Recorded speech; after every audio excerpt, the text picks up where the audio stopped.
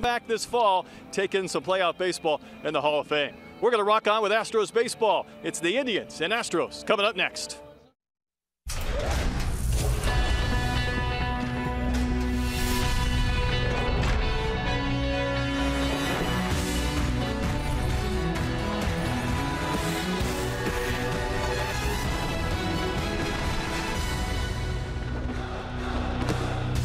From Progressive Field in Cleveland, Ohio, on an unseasonably warm Tuesday evening, it's Astros baseball for the first of three against the Cleveland Indians. A little earlier start time out here in Cleveland, getting underway at 6:10 Eastern. Hi, everybody, and welcome. Todd Callis alongside Jeff Blum. And Blummer, you look at this Astros team, things are going really well so far. They win consecutive series, have only lost the one all year. But at 13-6, now they get a Cleveland team on the road. Seems like this will be a good test. It will be a good test, but timing is everything. The Indians are playing good baseball, but I like the way the rotation sets up for the Astros in this series. Let's take a look at the guy who is behind the plate catching that rotation, Brian McCann. Tell you what, Brian McCann had himself an interesting series out there in Tampa. It started off with Kevin Kiermaier making an amazing play on that ball, hit deep to right center field, but he turned it around, played some great defense, didn't give up on that one AB. Went out there, threw a base runner out, but he also did a great job at the play. This was a big hit right here, driving in a base runner, Carlos Beltran. But what he did on the series with the bat doesn't show you what he did with the glove. He did a great job controlling Joe Musgrove, who had a tough start that last game in Tampa Bay where he gave up 4 runs in the first inning, got him to calm down, and now you get a chance to see him work with the ace, Dallas Keuchel. And they are working brilliantly together. 4 starts for Keuchel on the year. He has a sub-1 ERA. He's gone 7 innings in all 4 of his starts. And they work well together. Brian McCann saw a lot of tape, and here early on in the season after those first 4 starts, know exactly what is going on inside the mind of Dallas Keuchel. So it should be an interesting game tonight with Dallas Keuchel on the mound taking on the Cleveland Indians. He faced them in his 2nd career start. Cleveland was the one celebrating last year as the AL champions. This is a possible playoff preview as we get ready for baseball on a Tuesday night next.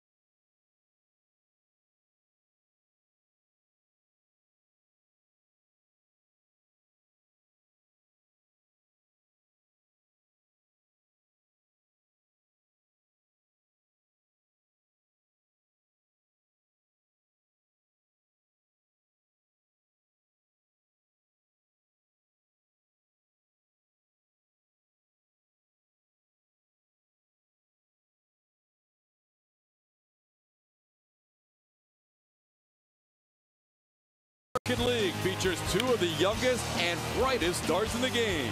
Brett Dolan joins us to talk about that as we close in on the first pitch.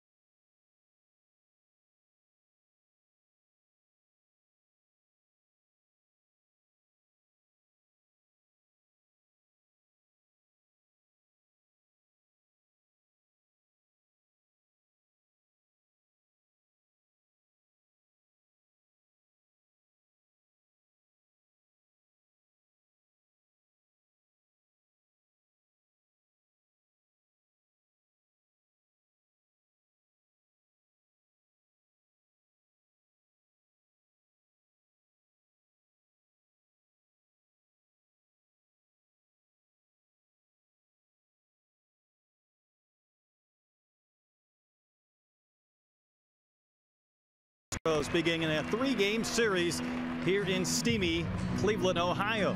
Again, Brett Dolan with you. And these ball game, this series certainly has interest between these Indians and Astros because of possibility of a playoff preview in October. But Puerto Rico also has great interest because two of their native sons, meaning shortstops Francisco Lindor of the Indians and Carlos Correa of the Houston Astros. They were teammates together on the World Baseball Classic, and Correa moved to third base, but they're going to be linked for the next 15 years because of their comparisons, whether it's age. Lindor a little bit older.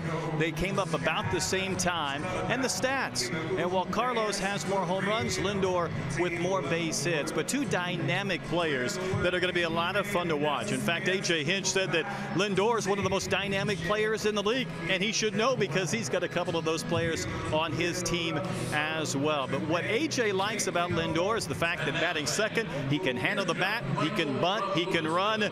And then Hinch went on to joke that this might be the first time a couple of guys in his dugout, like Correa and Beltran, might be rooting against Lindor tonight. Just about ready for baseball, Lindor and Correa, the Astros and Indians. And here's Todd Callis and Jeff Blum. All right, Brett, thank you very much. The Astros starting lineup presented by Southwest Airlines. It looks like this tonight. Josh Reddick, for the third time in his career and second straight game, will bat leadoff. Carlos Beltran, Jose Altuve, Carlos Correa, Brian McCann, Alex Bregman, Yuli Gurriel, Evan Gattis, and Norichika Aoki. Reddick last led off in a game when he was with the Boston Red Sox in his rookie year until yesterday. Did not have a hit in 5 at-bats, but he takes a called strike here, and we are underway on a Tuesday night. Reddick facing the right-hander Josh Tomlin.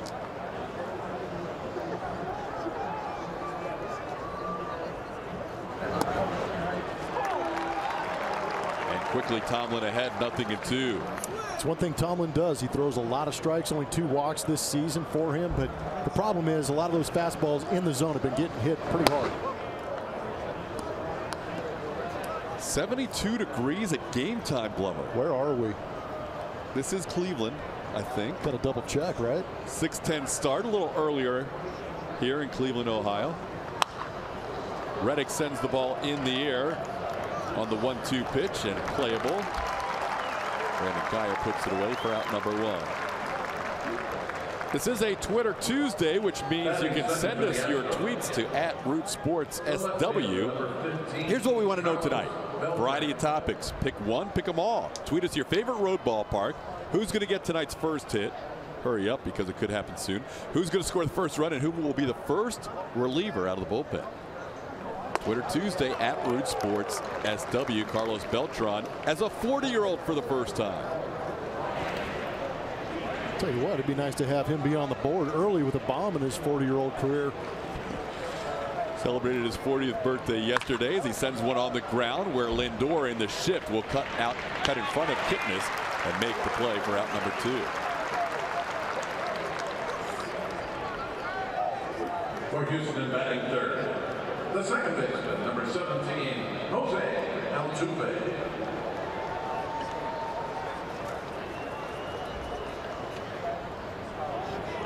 Just look at Josh Tomlin's numbers. Not looking too good. I told you about the fastball. Hitters are hitting .406 against that fastball. He has 2 walks in 12 1/3 innings, but he's given up 22 hits in those 12 1/3. It's a lot of hits. It's a lot of hits. Good time to be an Astro. They like hitting the fastball. But you got to be selectively patient. You know he's going to be in the zone. Just make sure you get a good one to rip.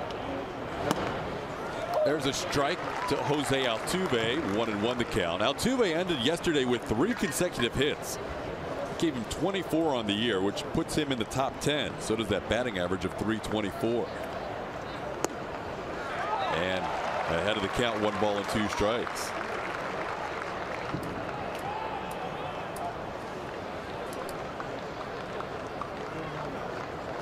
He is just raking away from Minute Maid Park this year, hitting close to .500. As the pitch is inside, it's 2-2. Shouldn't really be a shock. After last year. Yeah. He put up numbers that hadn't been seen in 13 seasons. There's a swing and a miss. And Josh Tomlin comes out with a 1-2-3, top half of the first inning.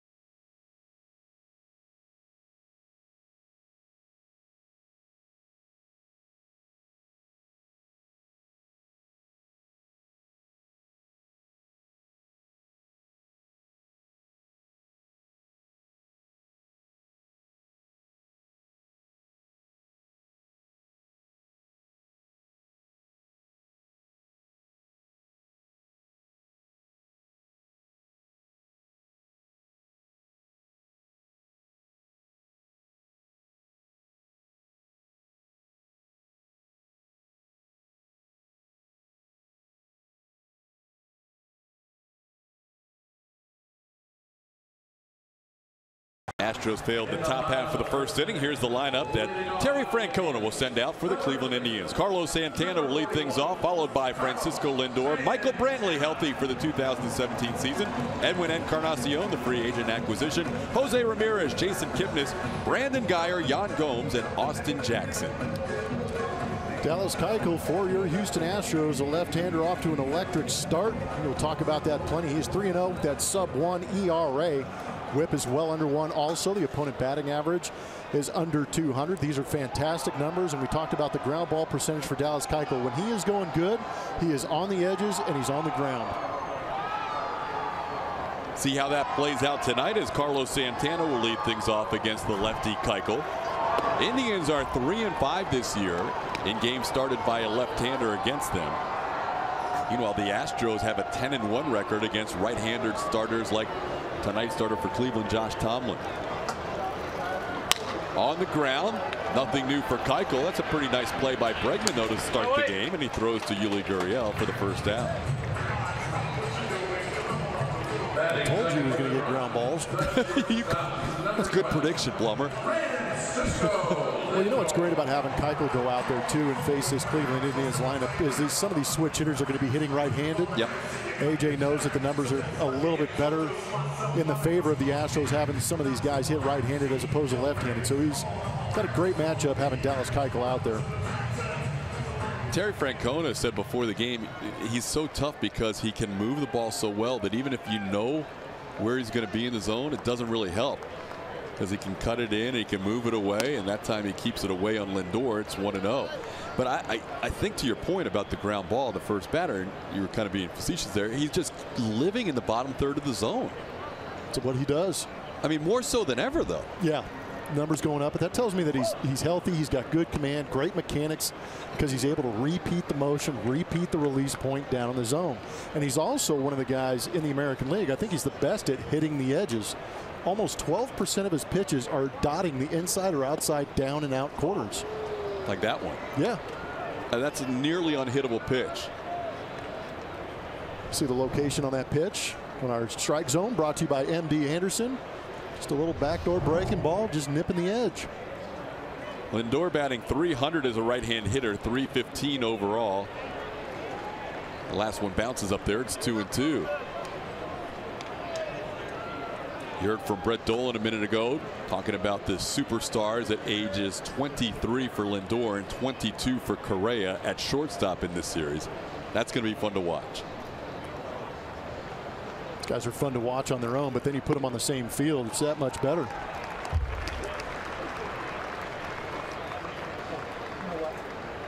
Part of Team Rubio, Team Puerto Rico that played in the World Baseball Classic. Correa, the third baseman. They were the left side of the infield for that team. And after being ahead 1-2, he walks Francisco Lindor.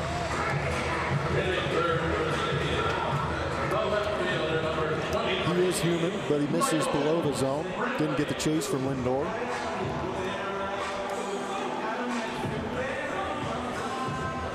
So now he'll face the left-hand hitting Michael Brantley. Here's a guy who missed practically the entire 2016 season. Kept trying to come back from that shoulder surgery and kept having setbacks. And as you can see, this year, he's made an impact already. Fouled at the plate, 0-1. He's a very good hitter in the middle part of this lineup. Almost like they added Edwin Encarnacion and another free agent, their own Michael Brantley. Exactly. Sometimes just getting those guys healthy and back in your lineup is a boost.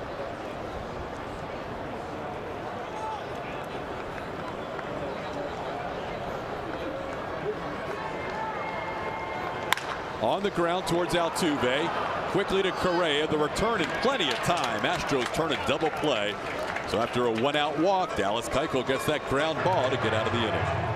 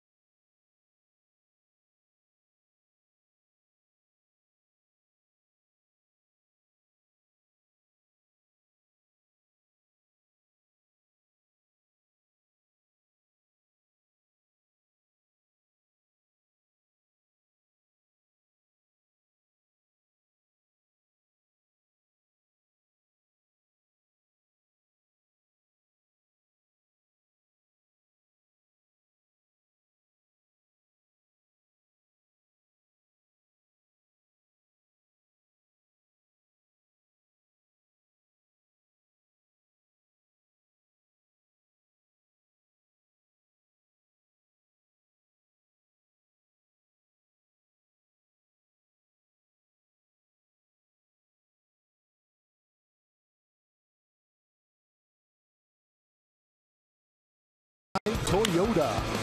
Last 6 games, 10 home runs by the Houston Astros. You can see previously in those 13 games, they hit 14 home runs. So that home run swing is starting to come around a little bit. There have been quite a few solo home runs, but it's nice to see these guys getting some pitches that are mistakes up out over the zone and creating nice launch angles, get the barrel to it, high exit velocities, lead to some spectacular drives into the seats. Looking to continue that here at Progressive Field. Carlos Correa, one of those guys hitting a home run in that series at Tropicana Field. The big boy's getting rolling right now. We saw the first 17 games, Correa with 1 home run, and it was opening day. And until that home run over the weekend in St. Petersburg, he didn't have any other extra base hits since opening day. It was astonishing. Yeah, he's got 2 extra base hits. He did a good job of driving the ball the other way, which I would like to see more. Just eliminate the inside, stay out on the outer half, and not try and go out there and get hits. The only guy that we've seen really try and go get hits and be successful out of it is Jose Altuve. I'd like to see this guy right here just try and get the barrel to the baseball as often as he possibly can. He is so good, so strong that they're going to turn into hits eventually. And when I speak of big guys getting rolling figuratively, because Altuve, the other guy, with a couple of home runs, and he had not hit a home run prior to that series at Tropicana Field. 2-2 the count on Correa. That last pitch may have caught the corner, says Lance Barrett, the home plate umpire. Last 2 have been close. Carlos did not get the call on the 2-1 pitch, does get the call there. Pretty good job laying it off, and you can see what they're trying to do to Carlos Correa, inside, outside. See if they go back outside. There they go, and a called 3rd strike. Correa was ready to head to first. That's 2nd strike and the 3rd strike. A little bit outside on our pitch tracks. Yeah, I tell you what, it's one thing to establish the zone and be consistent with it if you're an umpire, but being that far off the outside corner, it's a tough start to the day for Carlos Correa, and that benefits Josh Tomlin. I tell you what. On the ground to first, Santana will take it. If Dallas Keuchel gets that same zone to right-handers, my goodness, that could be a good night for him. On that MD Anderson strike zone, you could see the outside pitch being called a strike. And here's the batting averages, Plummer. It seems like everything that's with some velocity is getting hit hard. Yeah, a little bit of a cutter. We've seen a couple off the outside corner, but the fastball, it's not what you want to see on a pitch that you're trying to establish early in counts. But again, the velocity for Tomlin is right at 87 miles an hour, and that's not much to blow up a big league hitter. When you talk about starters in the American League, there's only 2 that average mile per hour is lower on the fastball. And the Astros have seen both of those 2. How about that? Hisashi Iwakuma, Jason Vargas for the Mariners and the Kansas City Royals. And it seems like the Astros do a very good job of hitting guys 93+ miles an hour. They almost have to turn the dial down a couple times to adjust to guys throwing that slow. You have mentioned their ability to not only hit the fastball, but hit the 94+ mile an hour fastball is the best in the league. Tonight they do have to adjust a little bit to a little slower fastball. Tomlin ahead 0-2. Bregman fouls one back. If you look at Josh Tomlin start by start this year alone, 4 2/3 innings, 7 hits, 6 runs. His shortest outing of his career in his last home start, 1 2/3 innings against the White Sox, 8 hits, 7 earned runs. And the last time a little better, but still 6 innings, 7 hits, and 3 runs. But tonight he's off to a brilliant start. He's retired the first 6 he has faced with a couple of strikeouts and 3 ground balls.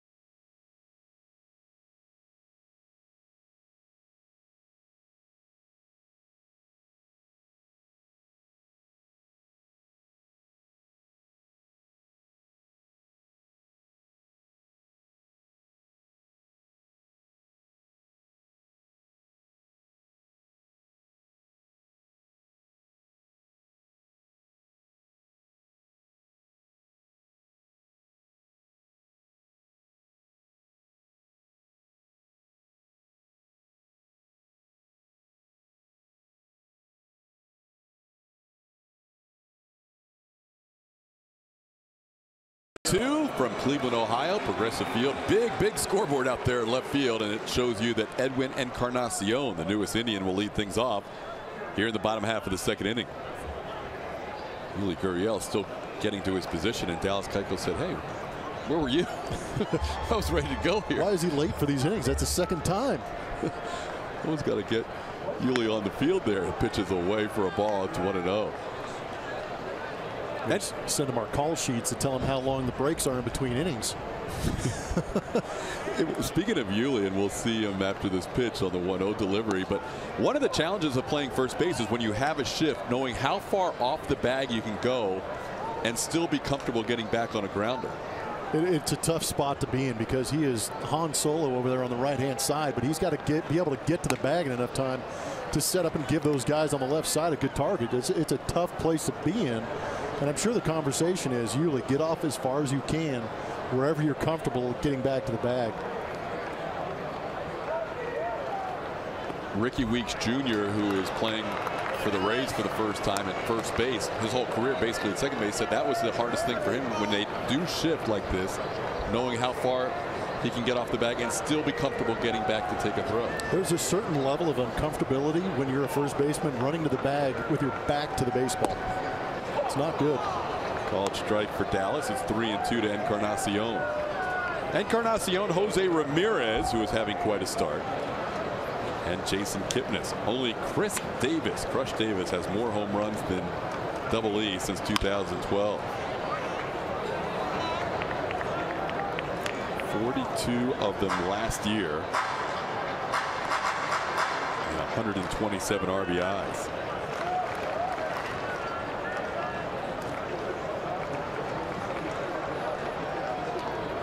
Tied with David Ortiz for the AL lead in that category.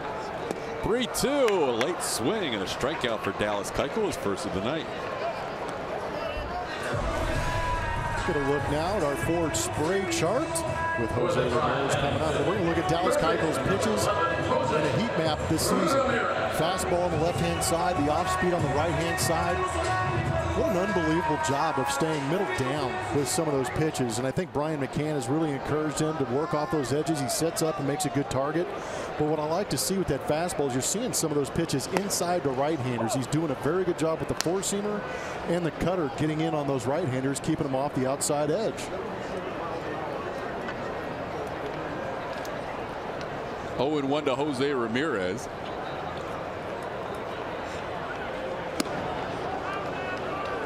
Ramirez had one of those seasons and then a postseason where everybody that comes through Cleveland that really pays attention knows how good he is, but around, casual baseball fans all of a sudden realize this guy's a really good player. No, he's legit. He was a lot of fun to watch last year. He played a great third base, and it was almost by necessity too, because Juan Uribe was their third baseman out of camp. Struggled a little bit, and they moved in Ramirez from the outfield. Plays a great third base. They go to the postseason. Got himself a contract. And he's off to a great start this year, leading the team with 5 home runs, tied with Francisco Lindor. Has driven in a team-high 17 runs. He's 24 years of age. He's ahead of the count 3-1 here on Dallas Keuchel. In the air fouls, 3-2. Dallas was ahead of Lindor 1-2 and then walked him. He got behind Edwin Encarnacion and came back. He got behind Ramirez, and now he's come back. But it looks like early on he doesn't have that pinpoint spot-on control that we've seen so far in his first 4 starts. Yeah, he's able to still go out there and get outs, and who knows, he may find it the next 2 or 3 innings. Into right field, and Aoki watches it bounce off the wall. Nori plays it back in, but Ramirez has a double, and that's the game's first hit.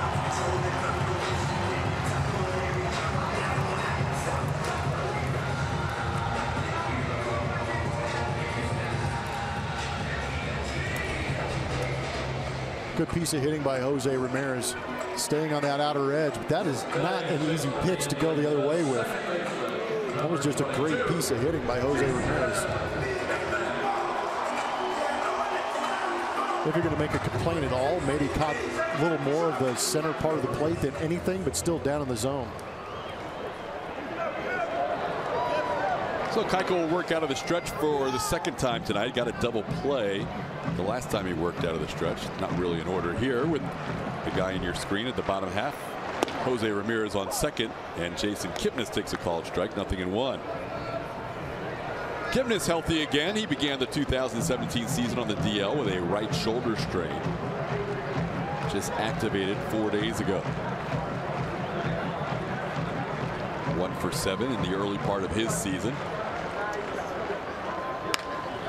Slowly past Keuchel. Altuve has to come in and he'll make the play. It's a wide throw and Gurriel missed the tag. Kipnis at first base. Tough break. Keuchel made a great pitch and blew up Kipnis and was actually able to get it past Keuchel. But Altuve's momentum, when he catches that ball in front of him, instead of coming through the baseball, his momentum is going towards the inside part of the diamond. And that's why that throw leaked to the inside and Gurriel unable to stay on the bag. Rule an error on Jose Altuve on the throw. So put runners on the corners with 1 out and Brandon Guyer the hitter.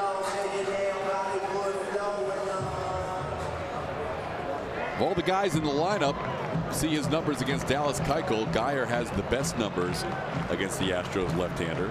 6 for 10 with a double.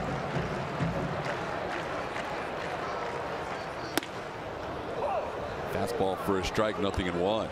Good job coming in. I tell you what, Guyer is a guy that he's a left-handed pitching nightmare. That's all he does is go in there and destroy left-handed pitchers. That's his main purpose on this roster. That's why he was acquired at the trade deadline last year.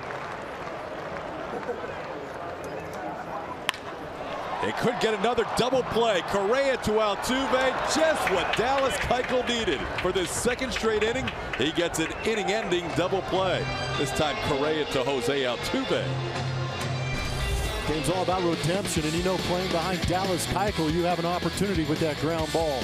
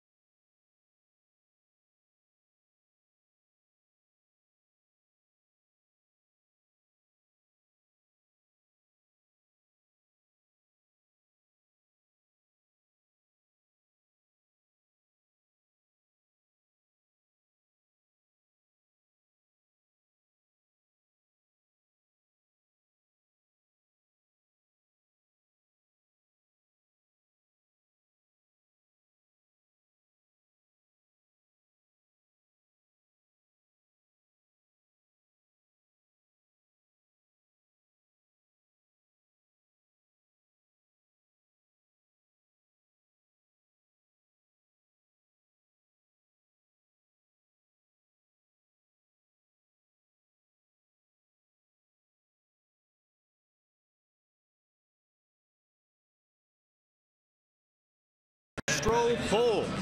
Here it is for this evening. Other than the Houston Astros, which American League pitching staff is the best? These Indians, Yankees, White Sox, or Baltimore? We want to hear from you on Twitter @RootsSportsSW. Guys, any early thoughts? Cleveland can be, for me, if they're healthy, but we're seeing a part of their rotation that probably makes a lot of people in Cleveland worry. But I'm going to stick with Cleveland. And I'm very thankful that we found a part of the rotation when we come into town to see Tomlin and Bauer back-to-back. Kluber just pitched a 3-hit shutout on Friday. Carrasco went 8 innings of shutout baseball. This is against the White Sox. Terry Francona very happy with the turnaround, because the first couple times through the rotation it was a struggle. No, you're right. And it's always concerning coming out of camp to see those guys scuffle a little bit, but again, playing up here, we're not used to this weather right now, but getting things turned around. I still think having the 2-week WBC kind of messed with everybody's routine or tempo coming into the season. So they may be just a couple weeks behind everything being where they want to be.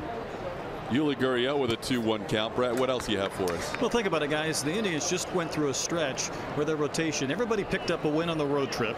Every starter, they went 5-0 with a 1.53 earned run average. So it took a couple of weeks, but it seems like they've hit their stride in this last week. Yeah, they've been much better lately, and this is the best so far. I know we're 6 outs into it. This is the best so far for Terry Francona to see Josh Tomlin in 2017. And both these guys, Tomlin and Kluber, they threw deep into October. You have to factor that in too. Yeah, no, their offseason was shortened.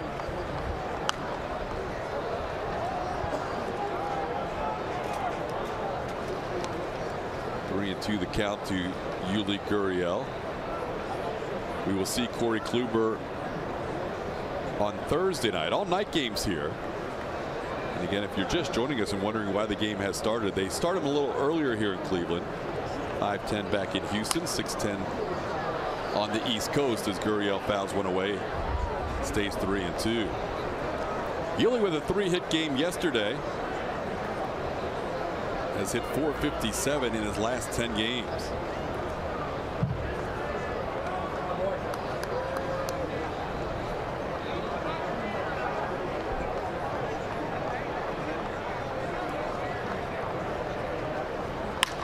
That ball's hit hard into left center field. Base hit all the way to the wall. Gurriel with the Astros' first hit of the night, and it's a double to start the third. Yuli keeping it going. You know he likes fastballs. You know he likes to ambush early in the count, but laid off a couple pitches down in the zone. Go back to Sunday. Saw himself a slider, sneak back up the middle. Infield knock. But that's when Yuli's going well. When Yuli is really starting to rake the ball and see it, he's letting it get deep, going back up the middle, and he's taking some of those off-speed pitches in that series. Actually, the left field, because he's been so conscious about going up the middle the other way with the fastball.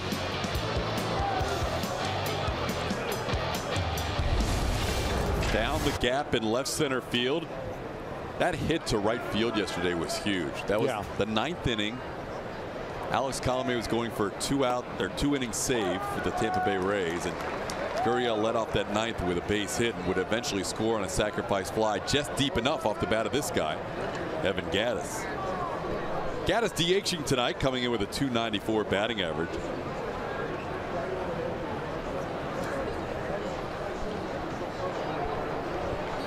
Watching a replay, the game was on when I was spending the extra day down there in Florida, and that 3-0 pitch by Gattis that he hit to right field was a tough pitch. It was. It was kind of down and away, and he went out and got it and sent it deep enough to right to tie the game.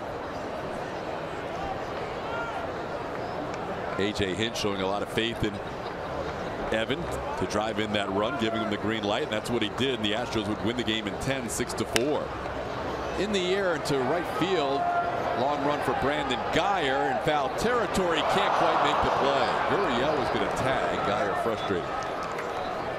No, it's a good idea by Gurriel to go over there and tag, because even if Guyer makes that play, you could see the momentum taking him into the stands. It would have been an easy tag up and advance for Yuli. And Guyer doesn't play out there all that often. Got a little foul ball shy going towards the stands. We like to call that alligator arm. T-Rex.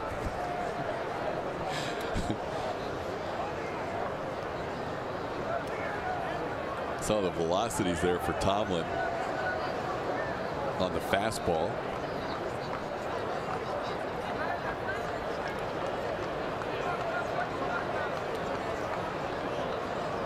Tomlin ahead of Gattis 1-2. Breaking ball freezes him. Called third strike. Third strikeout for Josh Tomlin.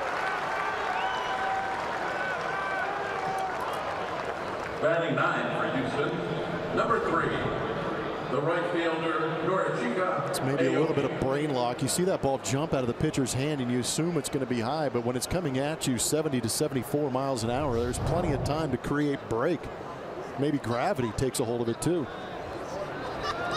And now Evan, as the DH, can have at least about 20 minutes or so to think about it because he won't be up for a little while. That's got to be the hardest part about DHing, is going in there and dwelling over, just what happened in your AB. Here's Nori Aoki taking a called strike, 0-1. We saw Gaddis's numbers last year were much better when he caught than when he DH'd. This year's been a little bit reversed. How about Aoki? 325. 367 against right-hand pitching. And at home you might think, all right, that's normal, lefty hitter. But in his career, he's always been able to hit lefties too. And he hits this righty into left field for a base hit. Gary Pettis will hold Yuli Gurriel as the throw comes back in. It's good to see Aoki rounding back into form. We saw a couple of punch-outs back in Minute Maid Park, caused everybody to panic a little bit. That series in Tampa got him right. A couple of walks going the other way, but this is what Aoki does well. Just force that ball the other way. But with that outfield shift on, really no opportunity for Yuli to come around and score. Brantley got to the ball in good shape. So here's Josh Reddick in that leadoff spot, playing center field. Normally that's the position and the batting order spot for one George Springer, but he's been nursing a little tender hamstring. Jay Hinch hoping to have Springer back tomorrow, but could be available tonight later in the game. Pitch to Reddick's a called strike, 0-1.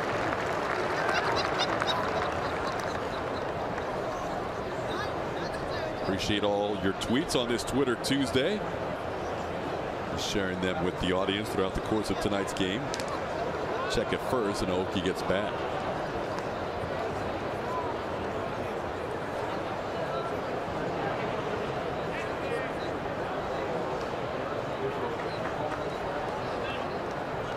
Reddick flied out to right his first time up.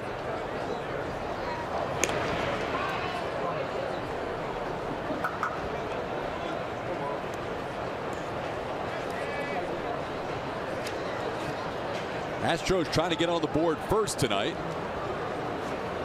Dallas Keuchel working out of a first and third one-out situation in the bottom of the second with a double play ground ball. Pitch away to Josh. It's 1-1. Aoki's going to get the first hit. Close. So close. First hit Correa, first run Gaddis, Gregerson first reliever. He's still alive for Gregerson and Gaddis, although runner on third could be Gurriel answer. Pitch misses, 2-1.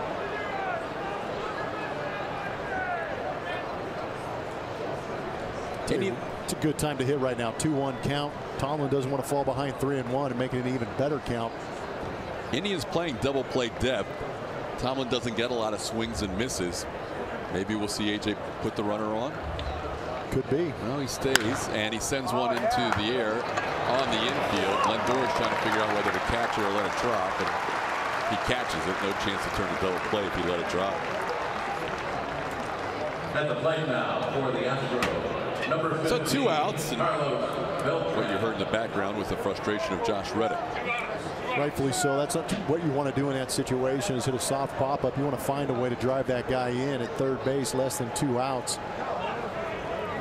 You know Josh wants to contribute, especially getting a chance to hit in the top of the order. He knows it won't last long when Springer's healthy. And now here's Carlos Beltran. Go down there, have your snap session, come back and cheer on the next guy, because you know this lineup is pretty deep. And when you have this guy behind you hitting number 2, not too shabby.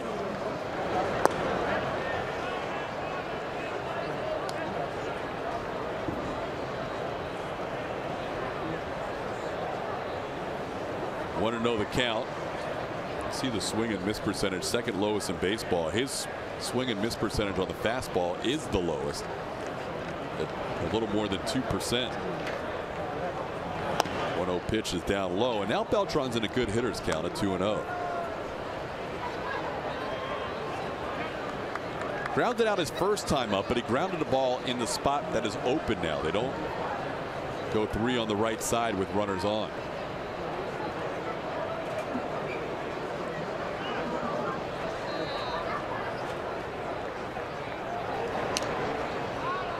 Beltran's ABs have seemed to get better and better as the season's gone on. I agree. It's what he does. Put yourself in good situations. Key on a pitch. When you get it, don't miss it. If you get a tough pitch, foul it off if you can.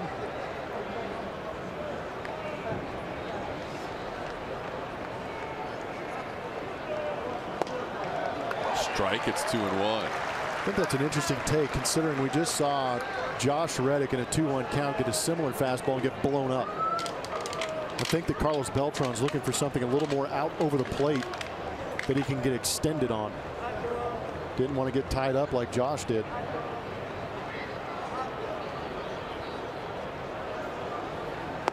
Low, it's now 3-1 with Jose Altuve on deck.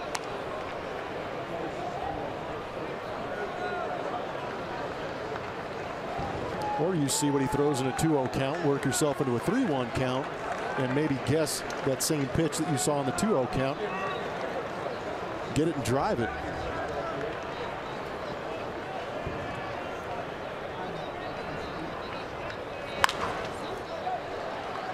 Off the end of the bat, 3-2. Again, 85 miles an hour. It's kind of that BP fastball, something in between his fastball and his changeup. Because there's not a big difference between those two pitches for Josh Tomlin. Okay, we'll start off first with 2 outs at a full count. And a called third strike at the knees.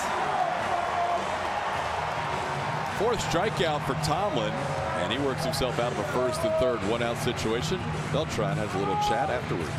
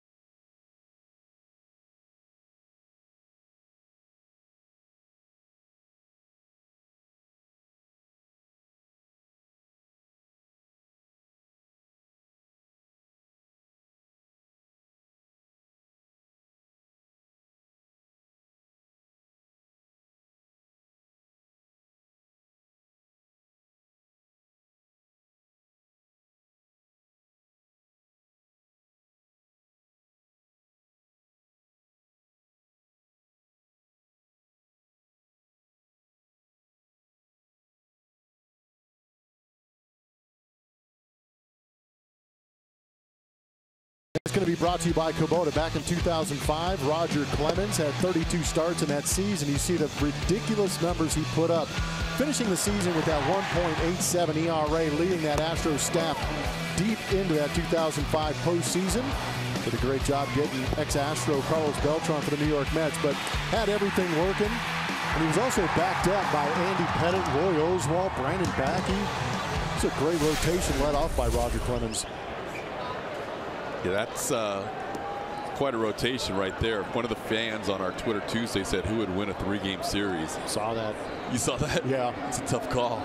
I'm saying the 05 team. With that rotation? That rotation's extremely good, but I think their offense actually gets to this pitching staff for the Astros a little bit. A couple of hops to Alex Bregman, and there's one away in the 3rd.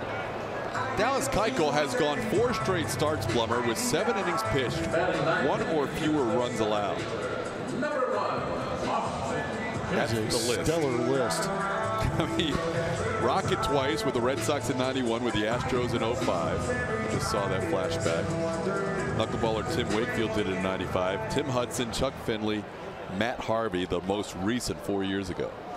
And those are some power arms. If you see, I mean, if you're looking at other than Tim Wakefield. And when you think about it, especially these days, you've got to have a manager who has a lot of faith in you to come out of the gates and go 4 straight times. And Dallas has been able to do that with really good pitch counts along the way. He has been doing it with good pitch counts, and I think that A.J. Hinch has proven that he has just a ton of confidence in Dallas Keuchel. Reddick on the move deep to center field. This ball's gone. Home run, Austin Jackson. Gives Cleveland a 1-0 lead on his first home run of the year.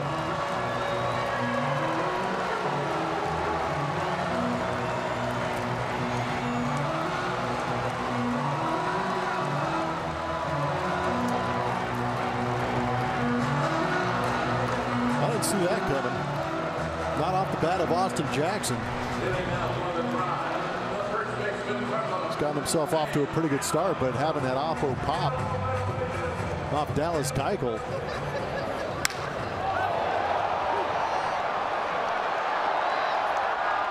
That is Jackson's first home run since he hit one with the Cubs in 2015. He had 181 at-bats with the White Sox last year and did not hit a home run. Makes it even more surprising. I'm gonna go buy a lottery ticket now. Pitch on the ground. Bregman gets the short hop, flips it to his hand, and makes the play for out number 2 in the inning. Now stepping to the plate for the Indians. Yeah, that year in 2015, Jackson hit 9 total, 8 with Seattle, but the last one with the Cubs. Traded to Chicago on August 31st of that year, but then last year with the White Sox didn't hit any. But he has given Cleveland a 1-0 lead tonight. Here's Francisco Lindor.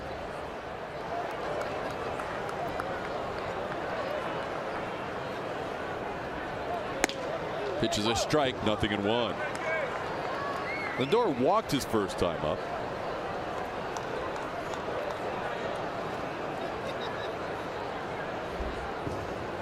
On the ground towards short, Carlos Correa, plenty of time, and he retires his teammate from the WBC, Francisco Lindor. 1-0 Cleveland.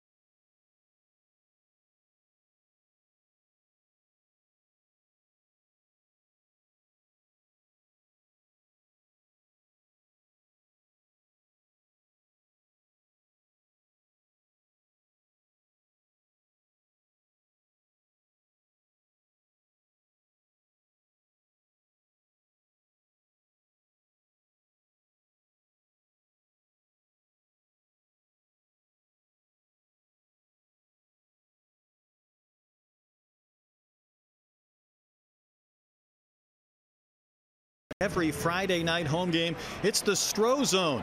Sit in the Stro Zone and get a unique t-shirt along with a custom H-Town foam hand. Visit Astros.com/StroZone now to purchase your tickets. I'm not sure how you beat an H-Town foam hand, guys. You don't. You simply don't, Brett. As we start the 4th inning with Jose Altuve leading off, and he sends one to the right side. Kipnis to his left makes the play. 1 out.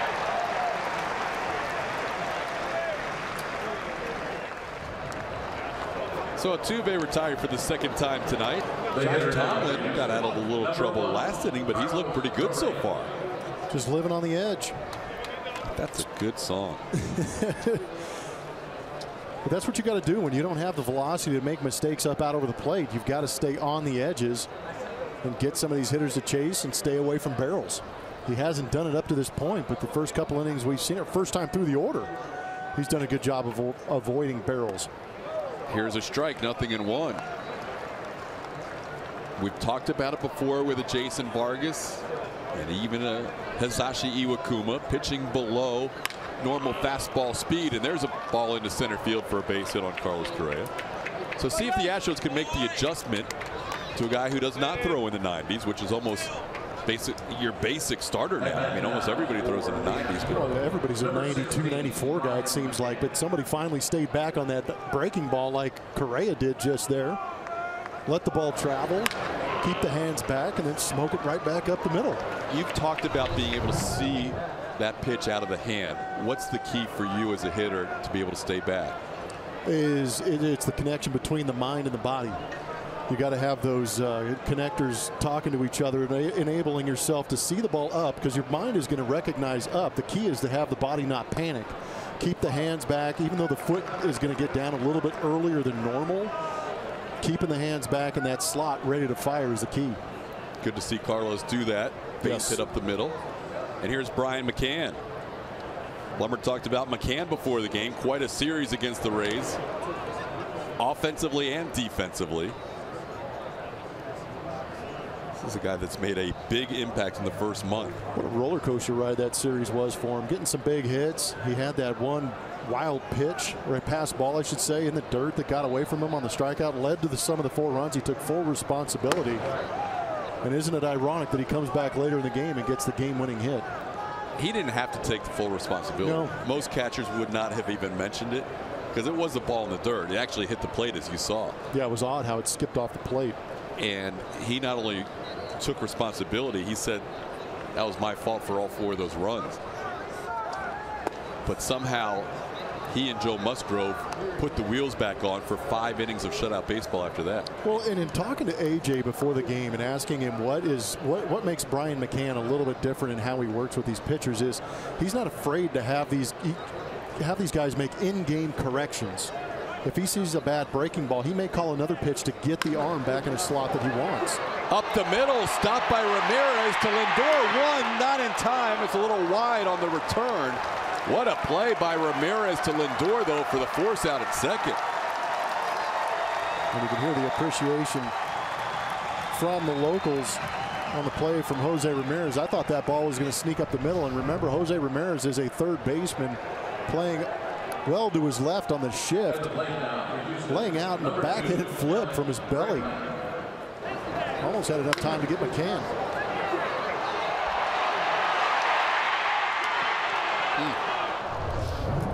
That was remarkable.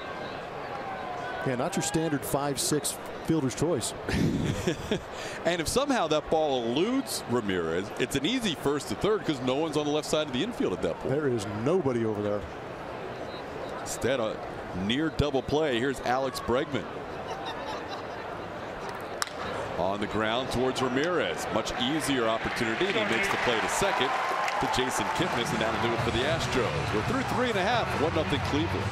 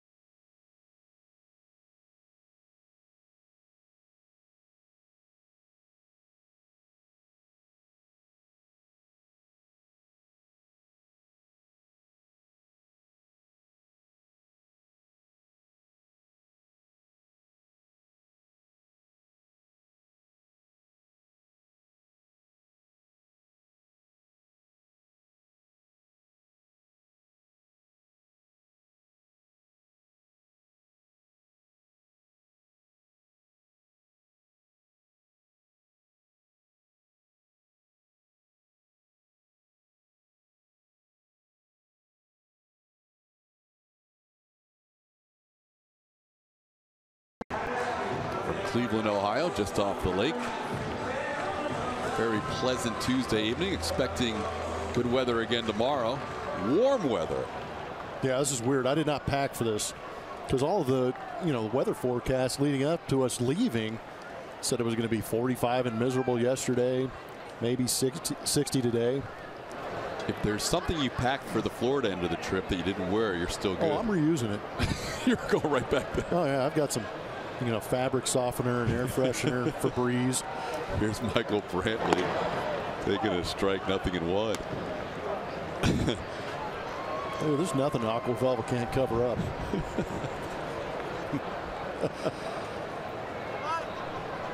You mentioned pleasant tomorrow. We'll see what the weather does on Thursday. Here's a one hopper to Carlos Correa. There's a lot of bad weather going on today around the East Coast. Stay connected to Astros baseball all season long with the MLB.com at-bat mobile app. Customize the app for the Astros and get the best features all season long by subscribing to at-bat premium. Blackout and other restrictions apply. Download MLB.com at-bat today. The #1 app for live Astros baseball. Another ground out recorded by Dallas Keuchel. He got all 3 of his outs last inning on the ground. All 3 in the first inning on the ground, including a double play, and 2 of his 3 in the second, along with a strikeout. So everything on the ground with 1 strikeout so far for Keuchel. The lone run came on an Austin Jackson home run. Here's Edwin Encarnacion. He struck out swinging his first time up. He hits a rocket, but right at the Astro third baseman Alex Bregman, and Keuchel has 2 away. To the plate now for the Indians third baseman, Jose Ramirez. Good play by Alex Bregman, and again, I'm thankful to be sitting where I'm at. Don't miss those days of guys just turning and hitting rockets right at you. Mentioned some sketchy weather on the East Coast tonight. Miami Marlins at Philadelphia postponed. Yankees at Red Sox postponed. Braves at Mets postponed. What? Baltimore is trying to play a game. It's supposed to start at 7:05. Almost everybody that was supposed to start right around now is getting rained out. Hey, tune in. But here we've got beautiful weather. It's the 4th inning already because of the early start. I think some guys probably like the early start. Oh yeah. Especially a starting pitcher who gets antsy on the day of his starts. He wants to get out there. That extra hour ahead of the schedule kind of works in his favor. It's a little bit different routine, but these guys don't fear it. And Dallas Keuchel has another ground ball out. All but one of the outs is a ground ball, with the exception of Edwin Encarnacion's at bats. It's 1-0 Cleveland.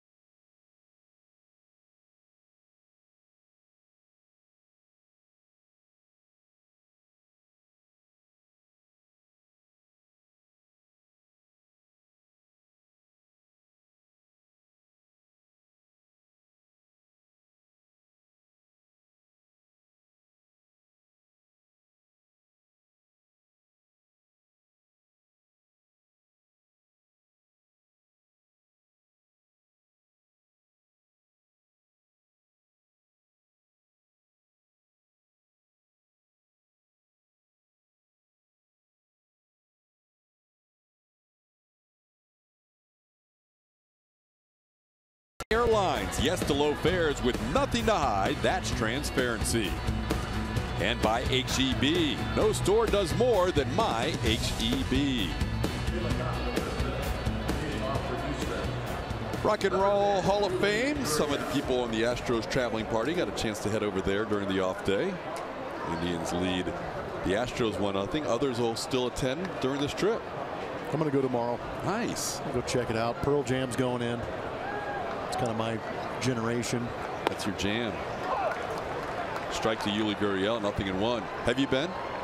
Yes, the last time I was there was maybe 2 or 3 years ago, and they had a special exhibit with the Rolling Stones going on. Checked it out. I've been there once. It's a really good time. If you ever are in Cleveland, it's a solid, I mean, you can spend as much time as you want, but it's a solid 3 or 4 hours of just being engrossed in nothing. Well, you need to take your time and read what's going on in some of the exhibits and some of the pieces that they do have in there.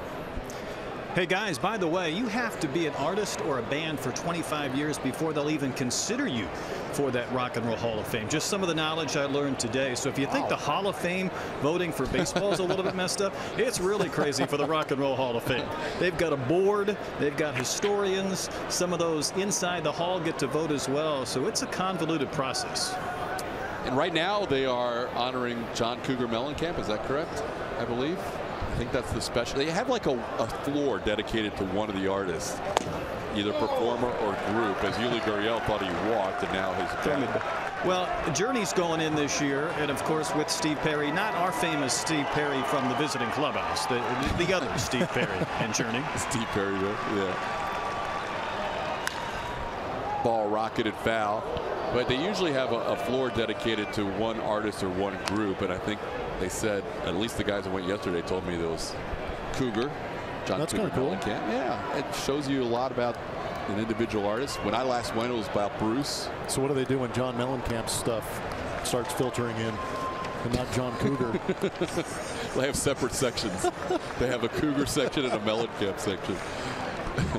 Well, you'll have to tell me if you check it out. 3-2 pitch to Yuli, and that's a base hit in the left field. Gurriel 2 for 2, and he now has hits in his last 4 at bats. Somebody likes the good weather, and somebody likes hitting at Progressive Field too, and it's Yuli. Good piece of hitting, not getting flustered after not getting that call where he thought he walked. Turns it into a positive.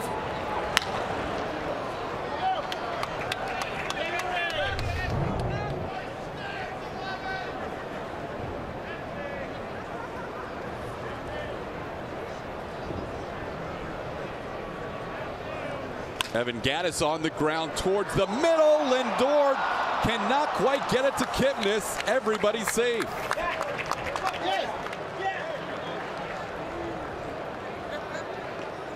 Looked like Lindor was going to pull off a spectacular play, Blummer, but just could not get the flip there. Just out of reach. Sometimes that ball just does not pop out of your glove the way you want. You can see the gold on the back of the glove of Lindor. He does a great job of getting to it. And you know what happens is you catch it in the pocket of your glove and you get it out towards the outer fingers, and that doesn't allow you to flip it as well as you want, because you almost use it like a highlight stick when you have it in the palm of your glove. Then you can just kind of whip it to the second baseman, and just wasn't able to do it. And on a play like that, that's really your only option, right? Oh, yeah. Unless you take the time to go to the barehanded exchange and just make sure that one out. But they thought they could get 2 if he could get the flip off, unable to do so, and Nori Aoki takes a strike. Yeah, because they had time to get Yuli Gurriel. Gattis does run relatively well for a guy his size, so tried to speed it up a little bit. Advantage Astros, see if they can get a knock here and make him pay for it. Houston's had 5 base runners the last 3 innings, but have not scored yet tonight. First and second, nobody out for Nori Aoki. Aoki down to the count, 0-2. Nori had a base hit to left his first time up. With the fact that Aoki is a guy that rarely strikes out, and Josh Tomlin's a guy that rarely gets swings and misses, you would think, even down 0-2, this is still a spot where Aoki can battle. Lays off the fastball up. It's 1-2. And you have the Astros' best contact guy against the guy who has pitched to the most contact this year with his fastball.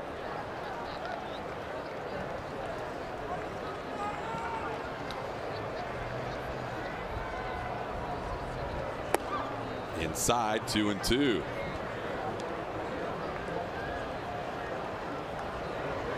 Houston has come back 3 different times on the road this year by at least 4 runs. 5-0 in Seattle, 5-0 in Oakland, and 4-0 yesterday in St. Petersburg, Florida.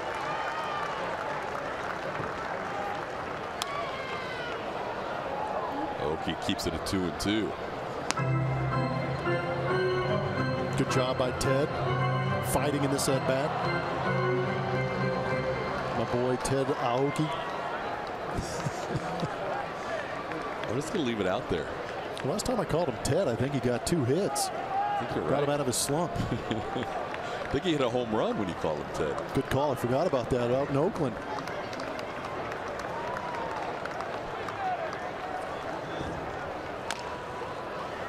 Chopper foul. It stays 2-2.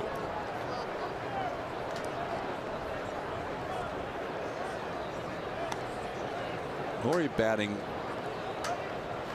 smooth .341 on the season.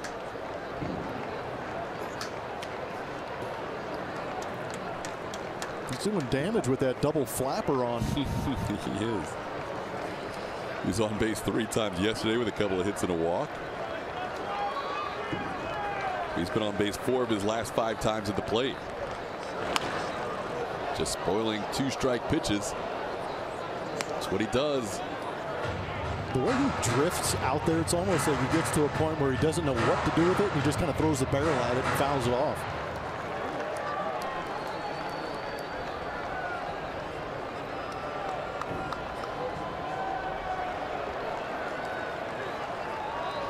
Gurriel on second, Gattis on first.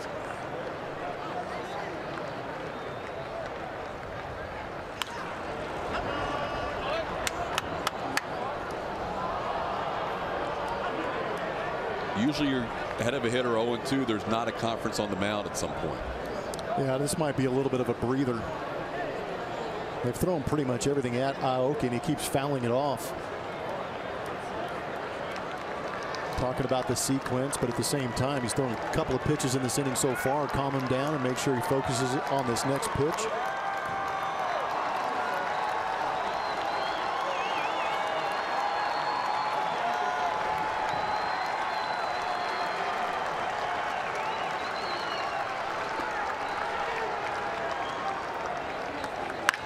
Ball hit well to right field. Geyer all the way back. He'll watch it go off the wall. Gurriel's being sent home. Gattis to third. Aoki with an RBI double. We're tied at 1.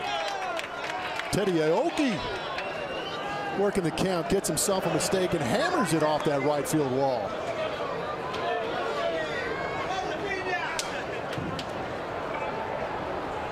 The hitter The now. pair that scored the tying run in the 9th inning scores a tying run in the 5th today.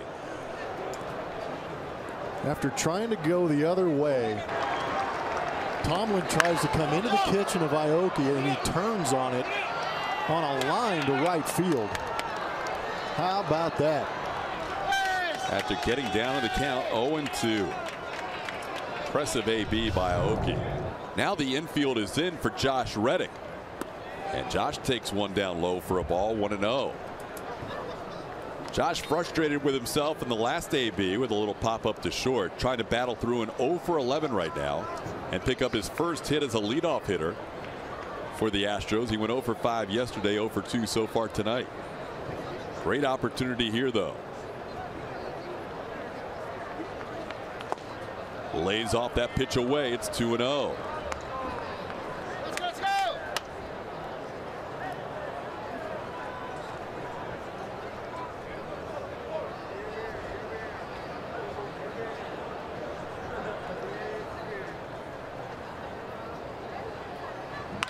There's a base hit for Reddick. Aoki, a great jump off second. Pettis is going to send him. Brantley's throw is cut off. It's a 2 RBI single for Reddick, and Reddick is going to head to third. No one's covering, but now he holds up at second as the throw got away. That's one way to break through with a 2 RBI base hit. Josh Reddick gives the Astros a 3-1 lead. That was a great read at second base by Aoki. Maybe recognizing where the defense was playing. Reddick gets a pitch out over the plate, goes the other way with it, but Aoki knows that Lindor's on his left shoulder, so he knows that there's nobody standing in that vacated spot. And with Reddick ripping that ball, he does a great job getting a good jump, and that's why he scores. Ramirez trying to get Reddick on the back door, chucks it away, and I agree. If Reddick pops up and goes to third, there's no play. I think he read where the ball was and didn't even realize there was nobody covering third. But it works out as Aoki scores.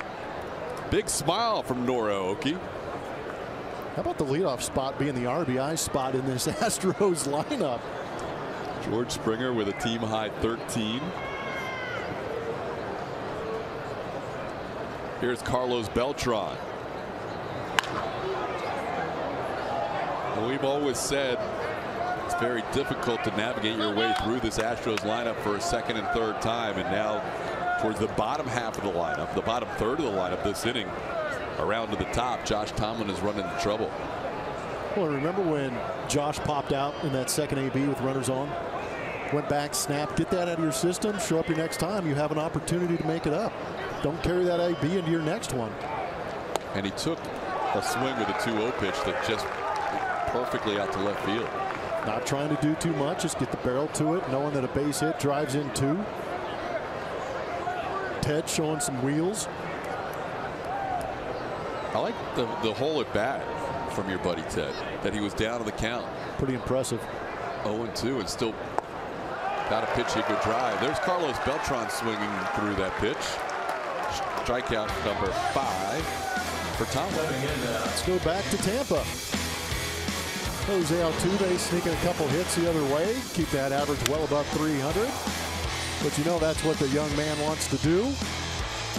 Get some fastballs, turn on them. Took Ian Snell deep. A couple of home runs in that series, but he also did it on the base paths too. We know he can take the bags. Took advantage of the catching out there in Tampa Bay. This was a pretty special play right here, going on the pitch, but takes advantage of Logan Morrison taking his time getting to first base. Good instincts.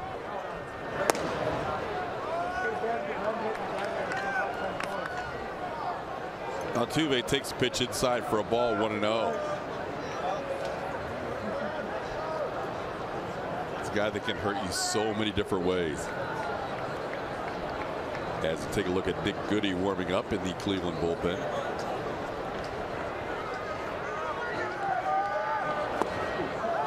One and one the count to Altuve.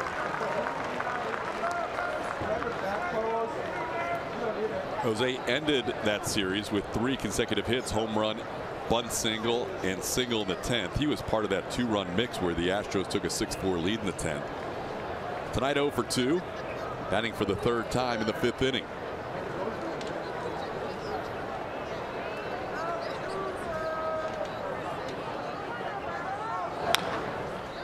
The Astros came into this game 6-2 on the road. That included an opening day shutout loss in Seattle. So they've won, when I say opening day for the Mariners. So they've won 6 of the last 7 games on the road this year. It's pretty good. You want to play 500 on the road, but if you can go ahead and start grabbing wins early, make it happen. This guy, one of the reasons right here, has been able to have a lot of success on the road, although not tonight. Striking out for the 2nd time. That's 6 now for Tomlin. Talk about backdoor pitches so often coming back over the plate. This is a front door. He went right in the front door of Jose Altuve with that cutter coming back over the inside part of the plate.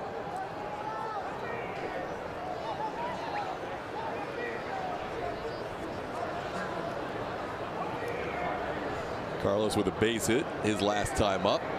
7 hits for Houston, 2 for Cleveland. Dallas Keuchel will pitch in the bottom of the 5th with the lead for the first time.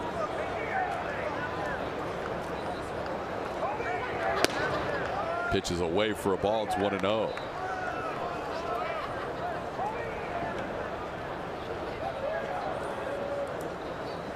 Five of the 7 hits for Houston have come from the bottom third of the order.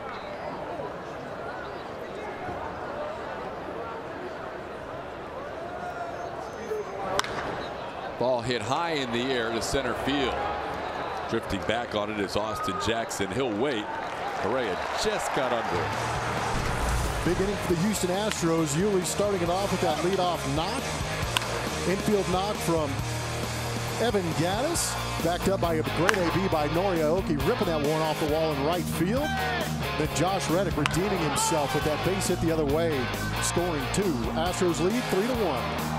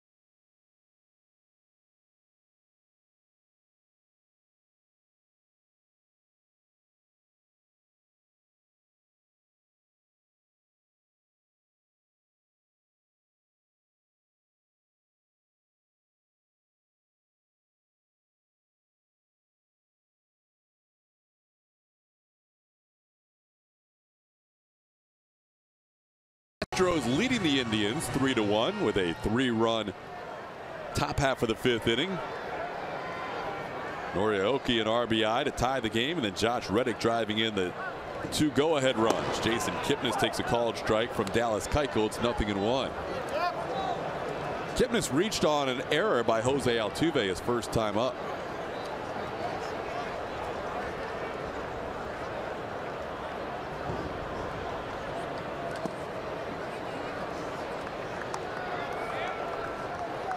Only one hitter in the lineup has made an out not on the ground, and that is Edwin Encarnacion. Every other out has come on the ground.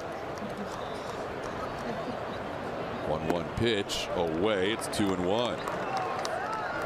Kipnis, Brandon Guyer, Yan Gomes, 6, 7, 8 in Cleveland's lineup.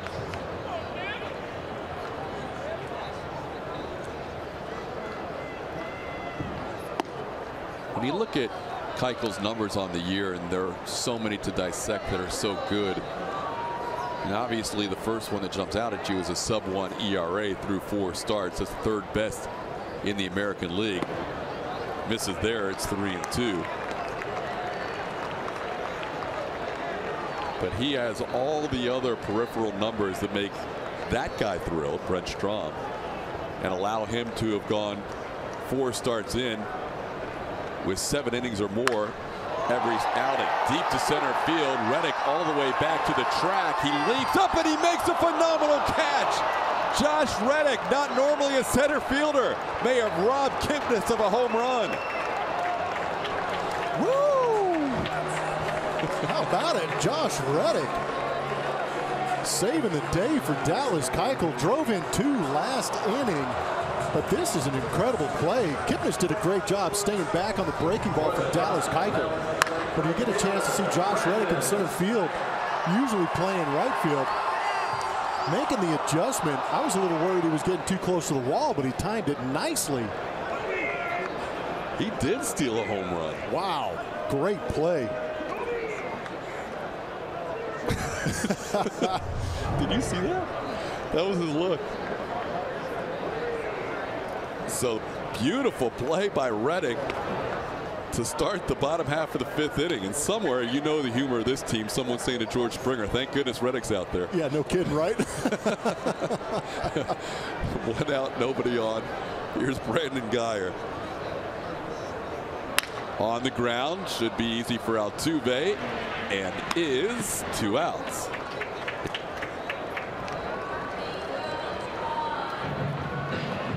batter for the Indians, the catcher, Jan. Springer, of course, has been nursing a sore hamstring, hasn't played in the last 2 games. He had 205 consecutive games played. Reddick, normally a right fielder, occasionally a left fielder, not many reps in center field, but you wouldn't know it by that last play. And I tell you what, he's not accustomed to playing out there, and just seeing where he's at right now, he plays a little bit deeper than a standard center fielder, and that may have helped him out in that situation. So timing is everything.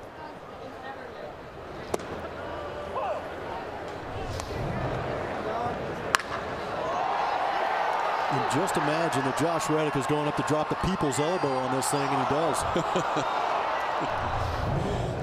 You can see in that replay, Dallas Keuchel kind of hung his head after that swing. Yeah, he knew he got it. Kipnis got plenty of it.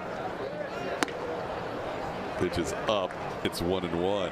And I'm always talking about the infielders are ready to play behind Dallas Keuchel. He pitches to contact. You know you're going to get a lot of ground balls. But I also think the same can be said for those outfielders. They know the ball is going to be put in play, so they can't really take any AB off. They can't take a pitch off. 2-1 the count to Yan Gomes.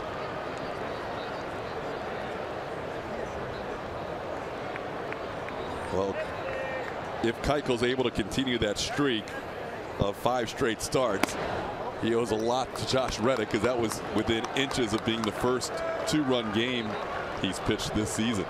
And how crazy is it that it would have been another solo home run off Dallas Keuchel? He's given up 4 runs in this year. 4 runs on the year, yeah. 4 runs now, and 3 of them have been off the solo home run. That's right. 3 solo home runs out of his 4. That was almost 4 out of the 5. But you can see that pitch count has been really good. Nothing new there. Just what he does. 3-2 now on Yan Gomes. In the air to right center field. This sends Noriaoki back. He's at the track, and he'll make the play. Josh Reddick playing out of position in center field. Doesn't look like it on this play. Back nicely, and the catch.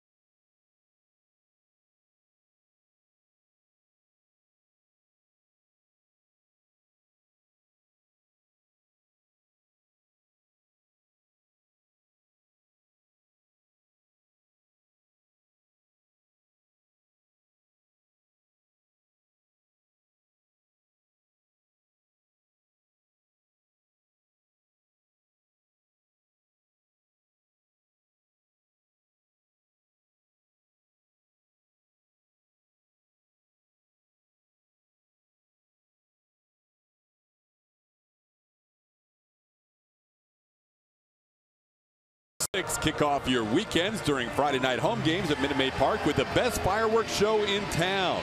This Friday's display, presented by Occidental Petroleum, will be themed and synced to the music of Bon Jovi. For more information, visit astros.com/fireworks or call 1-877-9-ASTROS. 3-1 game thanks to Josh Reddick. Brian McCann will lead things off here in the 6th inning. Takes a breaking ball for a called strike.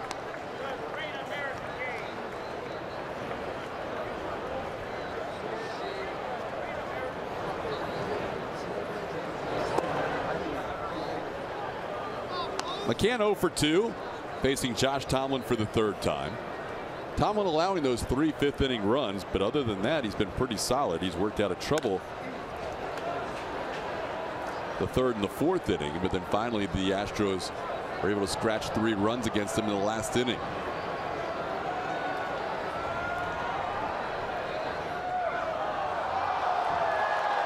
Seen some shifts, but that's pretty impressive what they're doing to Brian McCann.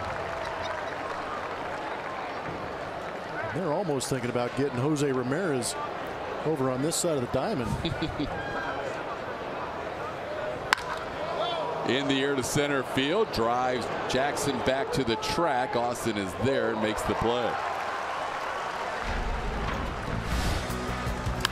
This time last year, 4 games at Cleveland, the Astros played, and Alex Bregman driving the ball deep. Had himself a good series. You saw the numbers, 333, a couple RBIs. Wreaking havoc out there. Then Yuli Gurriel got in on the action.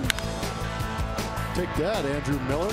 Slider down and in, turns on it, 400, 2 home runs. A couple breaking balls, also a couple of RBIs, 4 in that series. Yuli off to that similar start. Bregman and Yuli back to back in the order. Alex 0 for 2.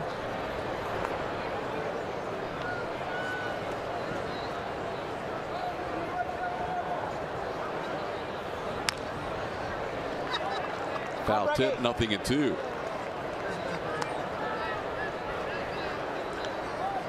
There's Yuli. 4 consecutive hits, including 2 tonight.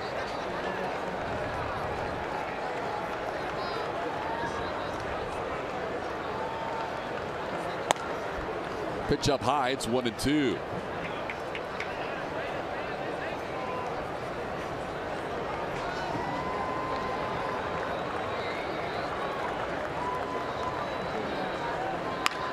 There is a base hit. Alex Bregman with 1 out, single to left.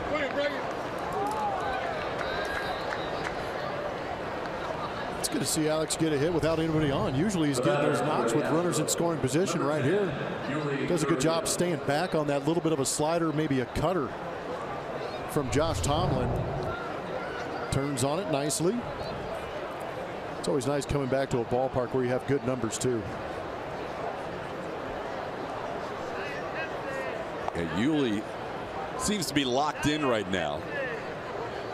Hitting in a ballpark that he likes and hitting well overall. You saw those numbers, 11 for his last 21.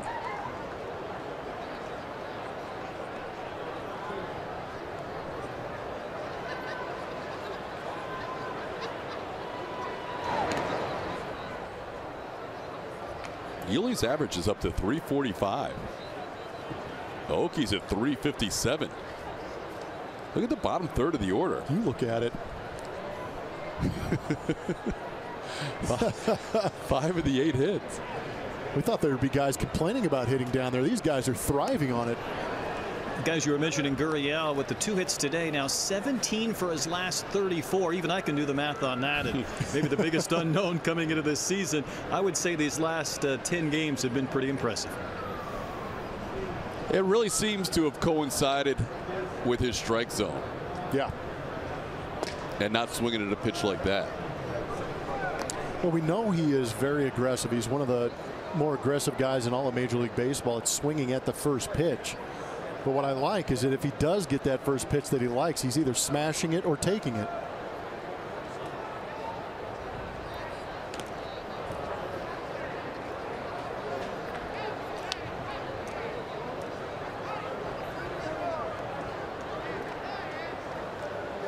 Shoot, I think he had a game the other day. I think it was Sunday where he went 3 for 4 or 2 for 4 and saw 7 pitches. Yeah, he likes that to ambush early. Now he's got a count in his favor, 3-1. But that's what's happening, like you're saying about the strike zone recognition, is that he's aggressive in the zone, and if it's not in there, he's just taking a pass, waiting for a better pitch to hit.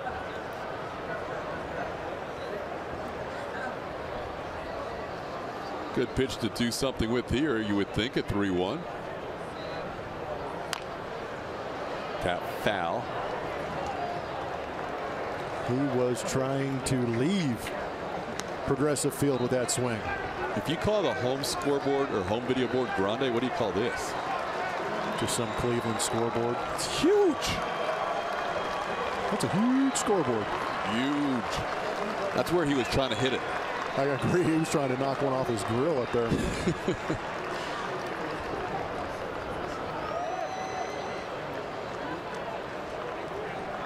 Runner on the move. Line drive off the glove of Lindor. All the way to center field. Being held at third is Bregman. Gurriel hit one so hard the Gold Glove shortstop couldn't catch it. And that is not something you see every day, as Lindor get a glove on it and not make the play. What's crazy about that is that Gurriel hit that ball so hard that it hit off the glove of Lindor and still almost got into left center field. You can see the disappointment on Gurriel. I believe they gave that an error. Tell you what, if you want to give that an error, I'm going to put you at shortstop and I'm going to hit you a baseball that's coming off the bat about 105 miles an hour and dare you to catch it. That is not an easy play. I understand Lindor is a Gold Glove guy, but that's a hit. Trying to protect Tomlin, I think, with that call. We got to look up the exit velocity. Sorry, I'm on it. All right, I was a little annoyed that he called it an error. No, you were. Hey, he hit that ball over. That had to be close. It was at 99 miles an hour off the bat. Yeah, if you're the shortstop, I don't understand how you give that an error. That's terrible. I understand a little home cooking, but that ball was annihilated. Hard to tell sometimes, but can a ball hit that hard also have a little knuckle action? Absolutely. Too? If you square it up, it is. Sorry, I take that back. That was 106 miles an hour off the bat and knuckling. Yeah. So I'll challenge you again. Anytime the official scorers want to get out there, take a little BP and watch and see what a ball coming at you at 106 miles an hour knuckling looks like, we can go do it. That's a hit. So Blummer, who's going to hit the ball 106 miles an hour off the bat? Are you going to do that? I will. You know Still got that left in those hands? I tell you what, if you're on the mound, I can. Oh, wow. I see how this works. Give me an L screen. Let's go. There we go. I'm in. I may blow out every oblique I have left in my body, but I'll try and get it done. Ground ball. Ramirez to his left to Kipnis, and the double play prevents a run. An inning-ending double play keeps us a 3-1 game. We head to the bottom half for the sixth.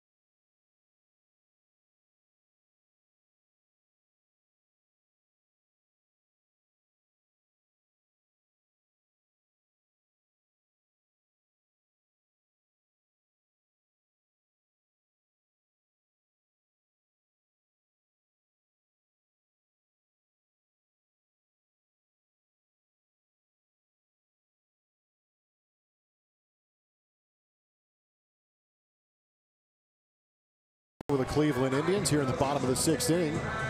Join the Astros at Minute Maid Park this Saturday, April 29th, as they take on the Oakland A's. 10,000 fans will receive an Alex Bregman white jersey presented by AT&T. For more information, visit Astros.com or call 1-877-9-ASTROS. Good looking jersey. You can get it this weekend at Minute Maid Park. Austin Jackson, the hitter, against Dallas Keuchel. And he misses outside for a ball, 1-0. Jackson has the lone run scored and the lone RBI in this game for Cleveland with a solo shot. His first home run since 2015. Takes a called strike. It's 1-1. You've got Keuchel, a primarily ground ball pitcher, against Austin Jackson, who doesn't hit a whole lot of home runs and still ended up with one. There's a ground ball. Gurriel will take it himself for the first out. We talked about some of the peripheral numbers for Dallas Keuchel looking really good in addition to that ERA. We got plenty more. Well hit average is way down, well underneath Major League average, which is on the right hand side. On base percentage, when you're getting a lot of ground balls, usually turns into a lot of outs. But the biggest number for Dallas Keuchel is that percentage of runners that score. When guys do get on base, he does a good job of getting the ground ball for the double plays, but he also does a good job of keeping his composure and getting out of innings with guys on base. That's where the issue for me was last year, is guys that would get on base eventually came around and caused that ERA to balloon. That inside edge score of A or A+ in all those categories, the 1, 2, 3 innings. He has 2 in a row. He's got the first out here in the 6th inning. 61%, so far beyond the league average. I know we're early, but Keuchel has a huge advantage in that category. Now it's 2-0. Cleveland came into this game against left-hand pitching, batting .229 as a team. They have 2 hits against Dallas Keuchel in 5 1/3 innings. Keuchel behind Carlos Santana, 3-0.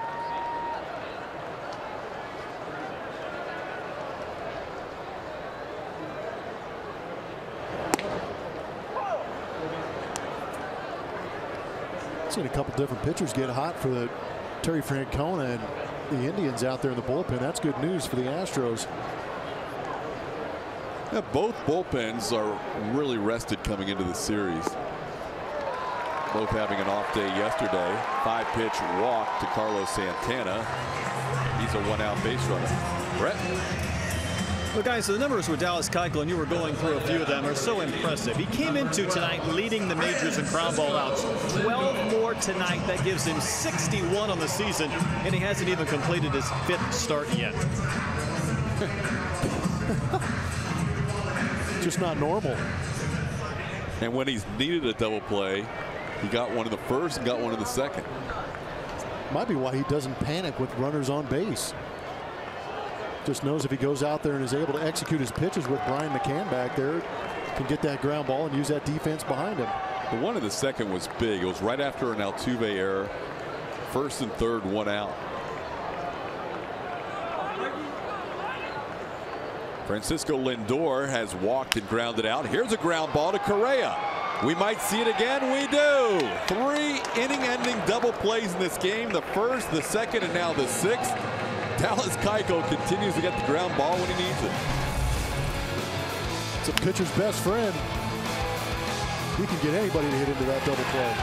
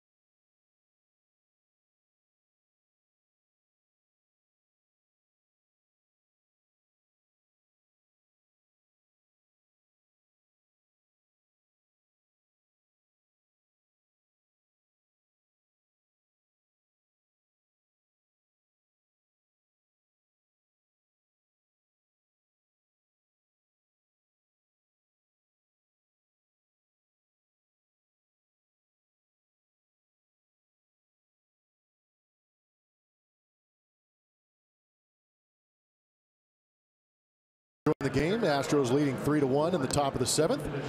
Your second chance to get the Astros ballpark pass is here. The ballpark pass guarantees you access to all 12 weekday games in May for only $59. Visit astros.com/ballparkpass now to purchase your pass while supplies last. 3-1 game. We head to the 7th inning.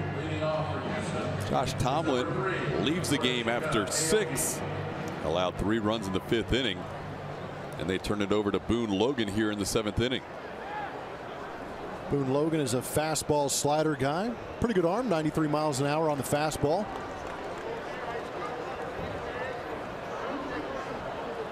It's a part of the order here with Aoki, followed by Reddick, where they have back-to-back lefties. Logan is a lefty specialist against lefties. Aoki sends one pretty deep to left field. Brantley has to go back almost to the track to make the play for the first out in the 7th. Well, carrying a little bit here tonight in Cleveland. Uncharacteristic to have this kind of weather. You see, this will be his 10th appearance. Boone Logan's. Average versus left-handers. Aoki almost tried to sneak that one over Michael Brantley's head to add to that 400 average against lefties. 66 appearances. He had a good year for Colorado. Tell you what, you got a left arm and you throw strikes, you're going to be around for a while and be abused. Josh Reddick with a big hit in this game, a 2-run single to left field against the starter Josh Tomlin, giving Houston a 3-1 lead with that 2 RBI base hit. Last year, Logan held opponents to a 166 batting average and had a whip right around 1 even. In Colorado, that's like 0.7. Yeah, those are PCL or Lancaster type numbers where you just look at them and you don't believe it. It's not easy to do in that hitter-friendly ballpark of Coors Field. 2-0 to Josh Reddick, fouled off. It's 2-1. Reddick snapped an 0 for 11 with that 2 RBI base hit. Scoring Evan Gattis and Nori Aoki.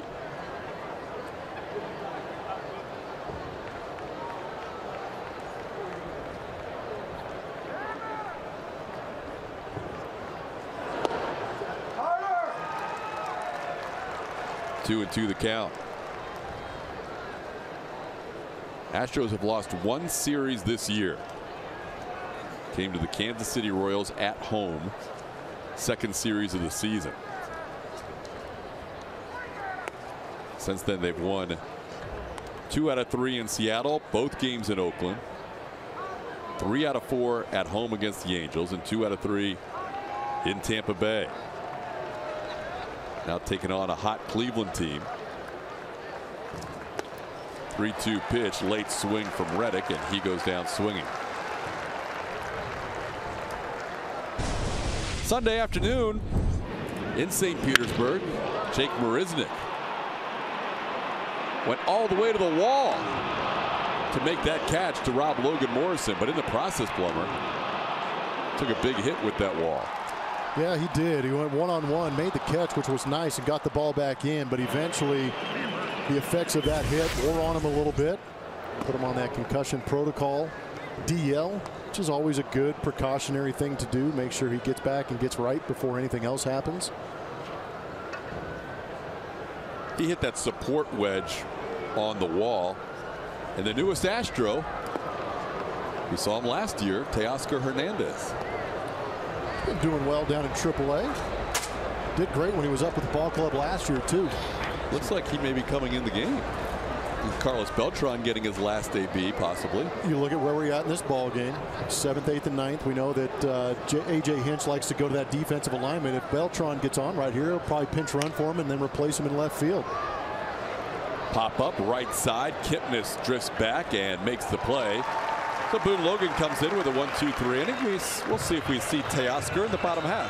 3-1.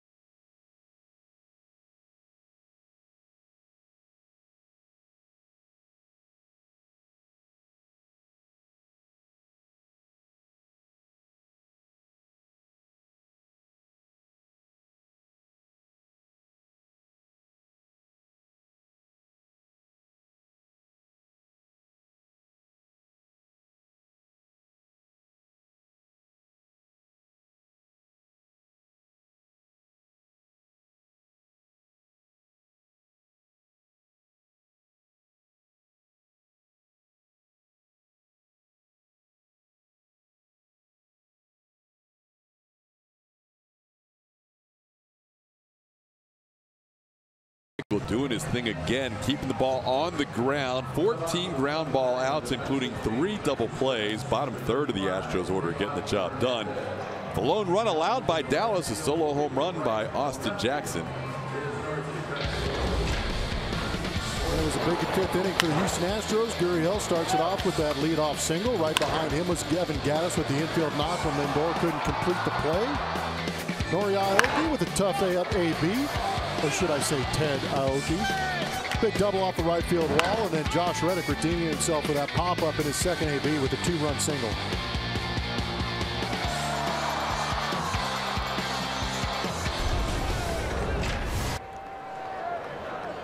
Teoscar Hernandez makes his 2017 debut. He's in right field. Norioki shifts to left. Hernandez will take over for Carlos Beltran in the lineup as Dallas Keuchel delivers to Michael Brantley, strike 1.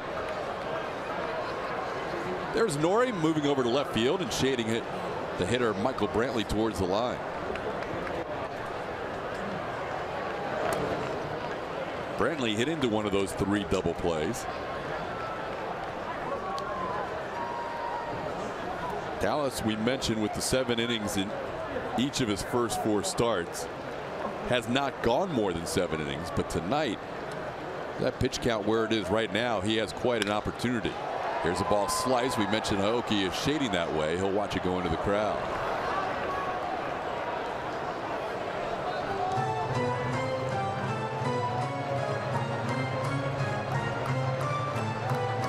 A.J. Hinch with a 3-man bench, but it is limited. We think George Springer is available, but we're not 100% sure.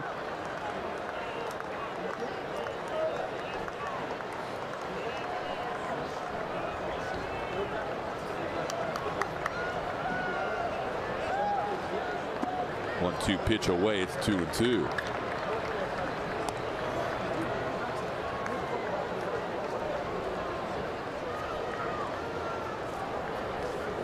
Marwin Gonzalez, who is healthy, is his other option, and he can pretty much play anywhere. So he does have a lot of flexibility with that one extra guy. 2-2 pitch, swing and a miss. Dallas Keuchel picks up a strikeout. That is his second strikeout and his first since the first batter of the second inning. Stepping in now for the Indians, number 10. Well, talking about Dallas Keuchel staying down in the zone, and this is something a lot of fans probably haven't heard, but low vertical location. You see over the years Dallas Keuchel in his big league career gradually working better and better down in the zone, and that's what creates a lot of that ground ball and soft contact. It's hard to be that consistently good over 4 starts. The 70% is a little frightening that you're actually down there that frequently and still successful. Here's Encarnacion. He seems to be the only one to avoid the ground ball against Keuchel today. Fouls one back. It's 1-1. He is struck out and lined out. Dallas allowing a double to Jose Ramirez and a home run to Austin Jackson. Encarnacion hit the ball hard his last time, lining out to Bregman. And then Jason Kipnis hit one about 408 feet that Josh Reddick saved Dallas a run and a home run.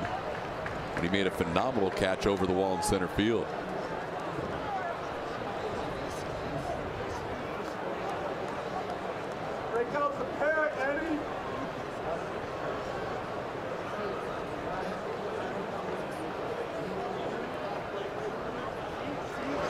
Tried to hold up.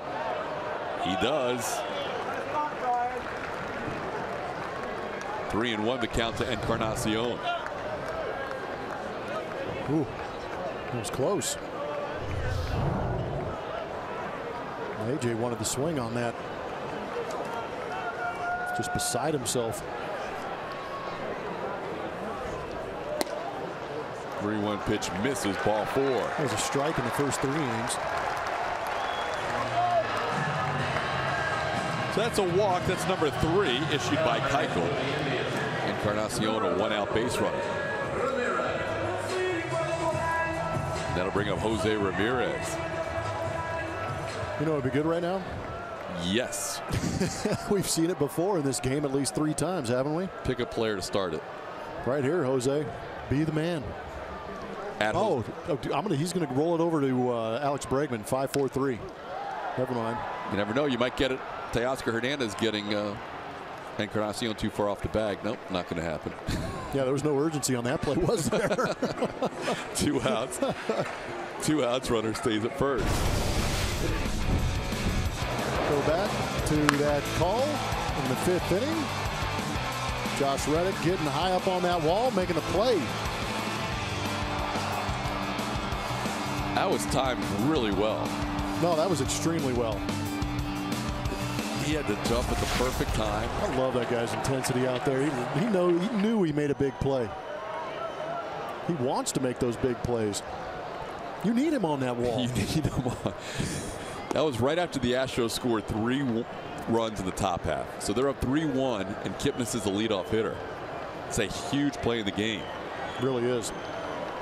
Instead, Keuchel still in a 3-1 game with 2 outs and a runner on first. He's 1-0 on Kipnis here.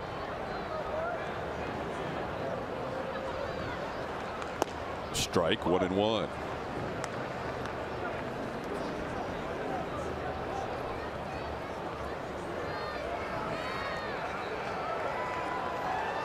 Goody up again for the Cleveland Indians.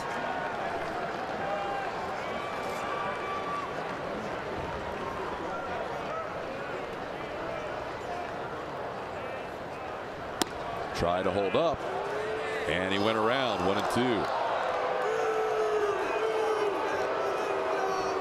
Talk a lot about Dallas Keuchel coming inside on right-handed hitters. How about left-handed hitters? You can decide at home if he went or not. That was borderline, but they get the call.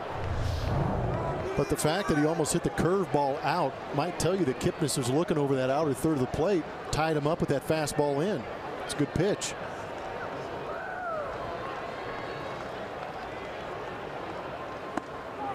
Called third strike. Kipnis goes down looking. 2 strikeouts in the inning for Dallas, 3 in the game. And we head to the 8th, 3-1 Houston.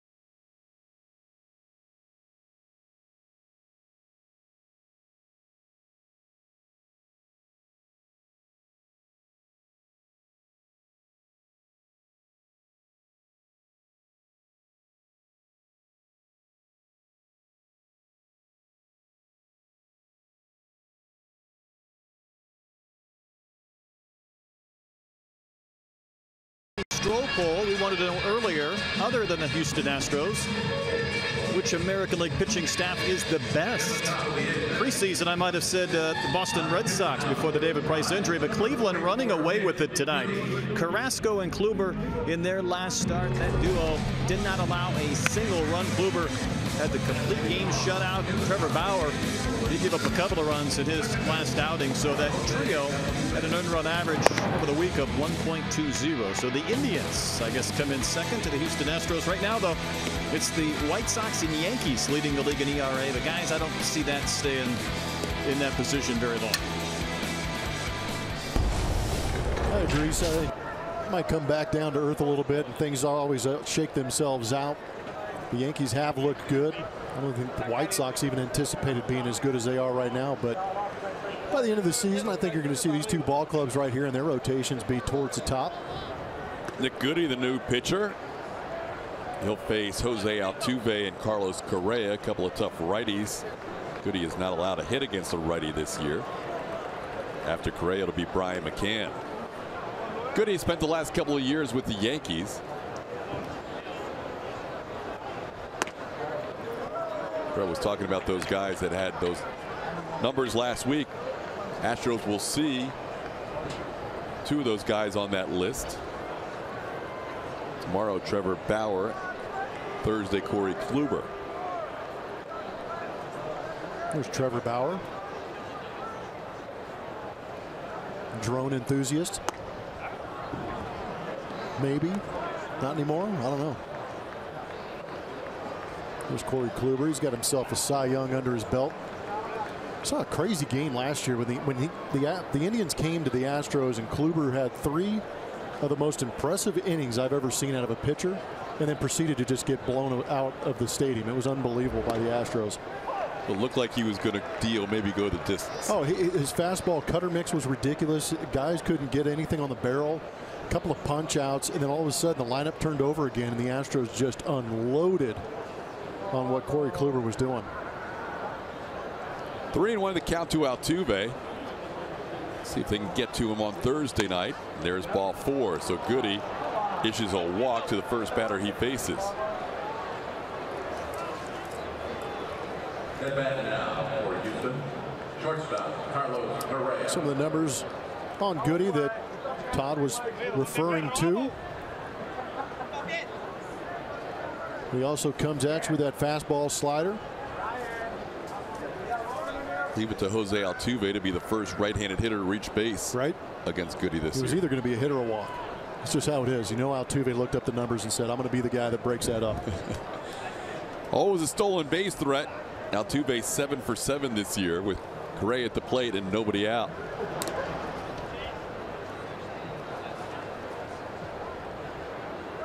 Carlos 1 for 3 against the starter Josh Tomlin.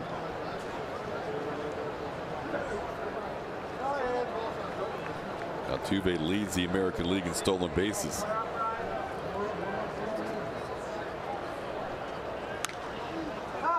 Foul ball headed towards the crowd and into the crowd. Strike 1.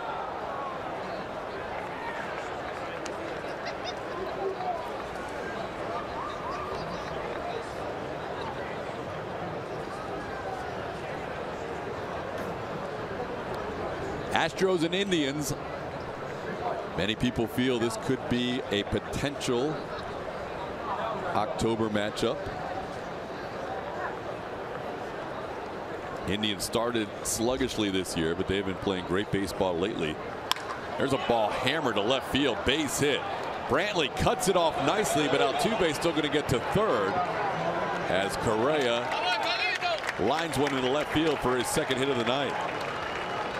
We saw the first right-handed hitter make it to first base in Altuve, and now you got a chance to see Carlos Correa put the first right-handed hit on Goody. Number 16, Brian McCann. Got a situation brewing here with this rocket off the bat of Carlos Correa. And that's what I'm talking about. Get a pitch elevated and throw the barrel at it and square that thing up. Start getting mad at the baseball.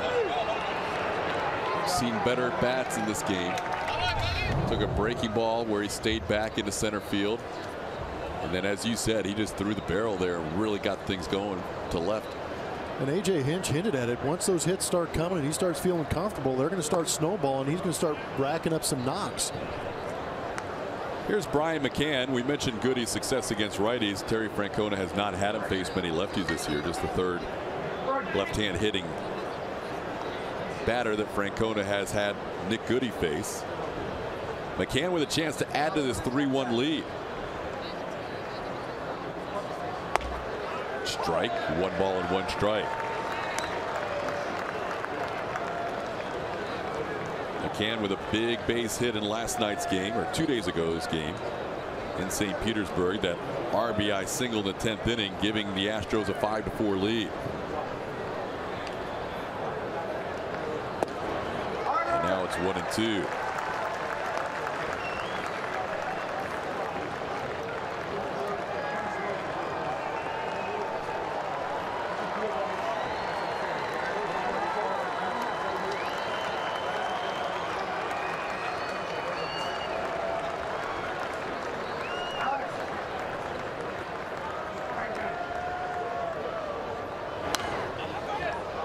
Astros won the season series here last year against Cleveland, taking 4 out of 7 overall, splitting the 4 games at Progressive Field. Trying to take the first meeting of the season in 2017, leading 3-1 in the 8th. Dallas Keuchel allowing just 2 hits through 7.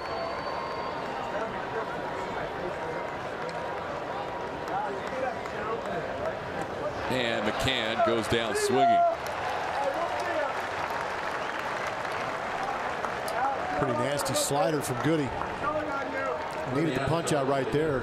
Michael Brantley did a good job of keeping Correa at first base. Now with the punch out, the double play is in order.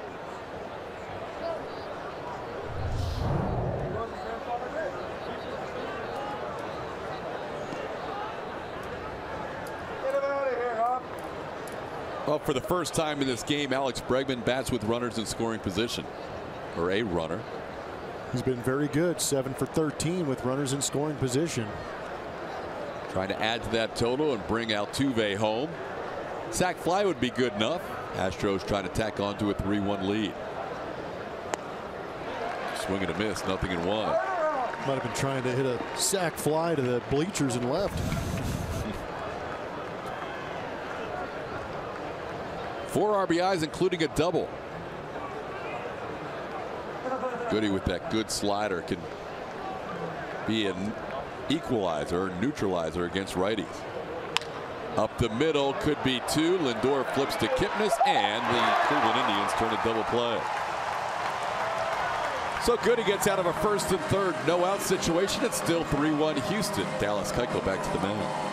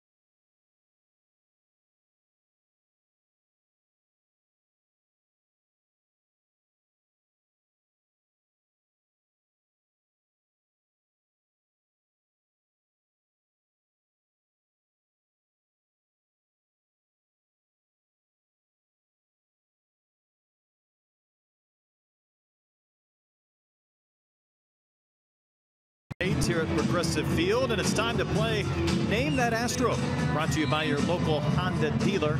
Here are tonight's clues. Cousin of a Hall of Famer, Fishtail, and Milwaukee's best. Let us know on Twitter at Root Sports SW for Name That Astro. Twitter Tuesday. Since we're in Cleveland, what were our top 3 bands growing up? Growing up. Brett's allowed to chime in on this too. Yeah, we're going to need full support. Full disclosure.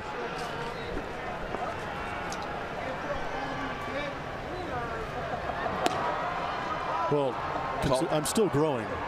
So you know, there's you're not grown up yet. Yeah, it assumes we've all grown up. Yeah, that's true. I was a Metallica guy early on. Okay. And then I went through the grunge era with Alice in Chains, big fan of them. Okay. And currently, Chevelle is still one of my top bands. So those are the three I'm still growing up with.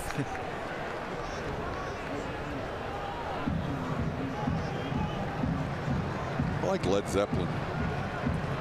I was all over the board. I'm mostly old school hip hop and rap, but in terms of bands, I like Led Zeppelin a lot.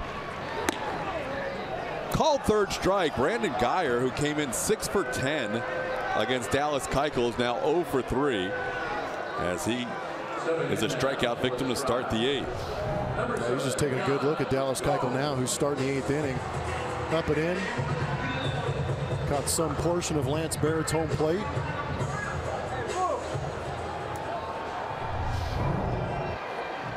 Run DMC is a band, right? Yeah, Run DMC counts. I love them. Beastie Boys, what do you got? No, not as much as Beastie Boys. Okay. They're solid, but wouldn't be my top 3. Ball is into shallow right center field. Teoscar Hernandez and Altuve, they collide.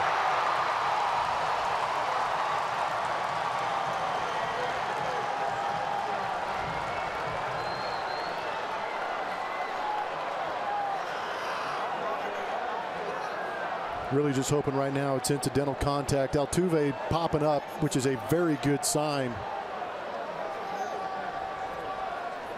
You want to see Teoscar pop up too.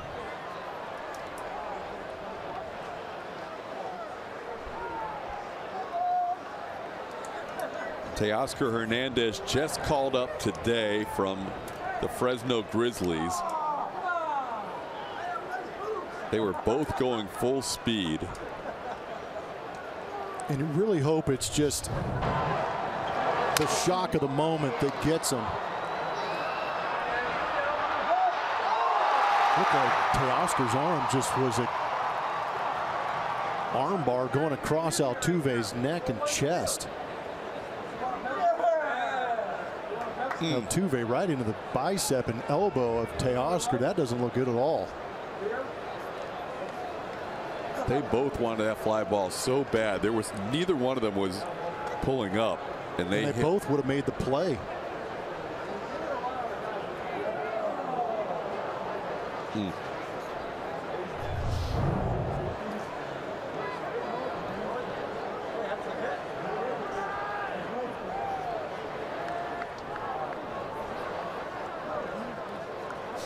Well, AJ has a limited bench, as we said. We hope they're both okay.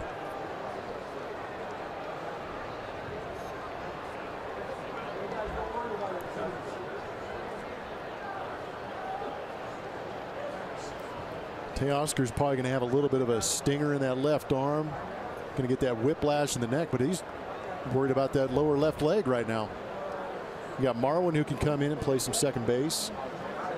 Or third. Or the outfield, depending on who leaves the game. Yep. But I mean, worst case scenario is having both these guys come out of this ball game right now. We know Altuve's a gamer. I'll tell you what, that hit did not look comfortable or good at all for Jose Altuve. It was one of those fly balls that you could see neither one was about to back off, and you could see it happening. Well, and you could see Altuve looking to the right fielder for some sign that he wasn't, or he was going to let Altuve go make that play, because as an infielder, you're taught you go back until somebody calls you off, and he didn't get the acknowledgement that he was looking for, so he maintained his path. Teoscar gets up, Altuve gets up. Altuve's walking. Man, oh man. Teoscar not putting a lot of weight.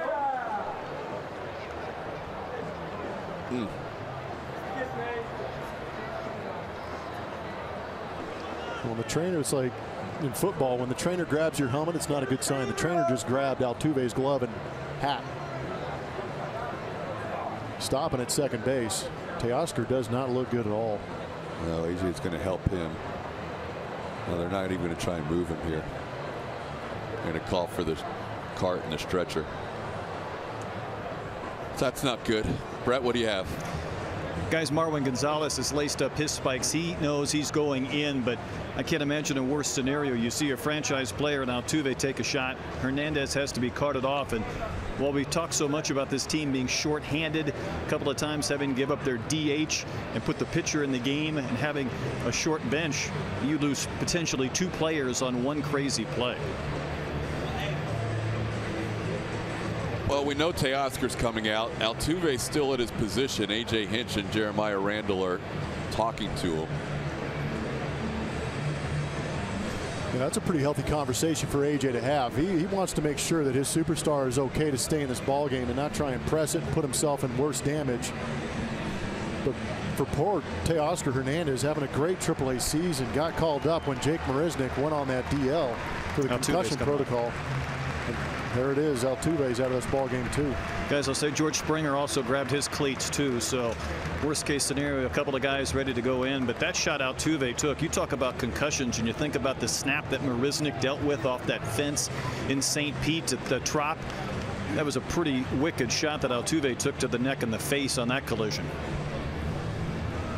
Well, I don't think A.J. was wanting to play George Springer tonight, but he may not have an option. You don't want it to get any worse. Both guys have their gloves, Springer and Marwin Gonzalez, and they had a mini meeting, and I think A.J. told them what was going to take place, and away they go. Well, I tell you what, I've got an idea that George Springer might be in better shape than we had thought, because ice cold coming off the bench to go play some outfield is a lot to ask of a guy on a regular basis, not let alone a guy who has a hamstring issue.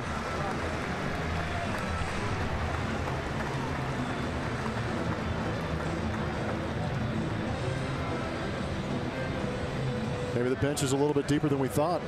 You hope that Teoscar, there's no really bad structural damage to what he's got going on.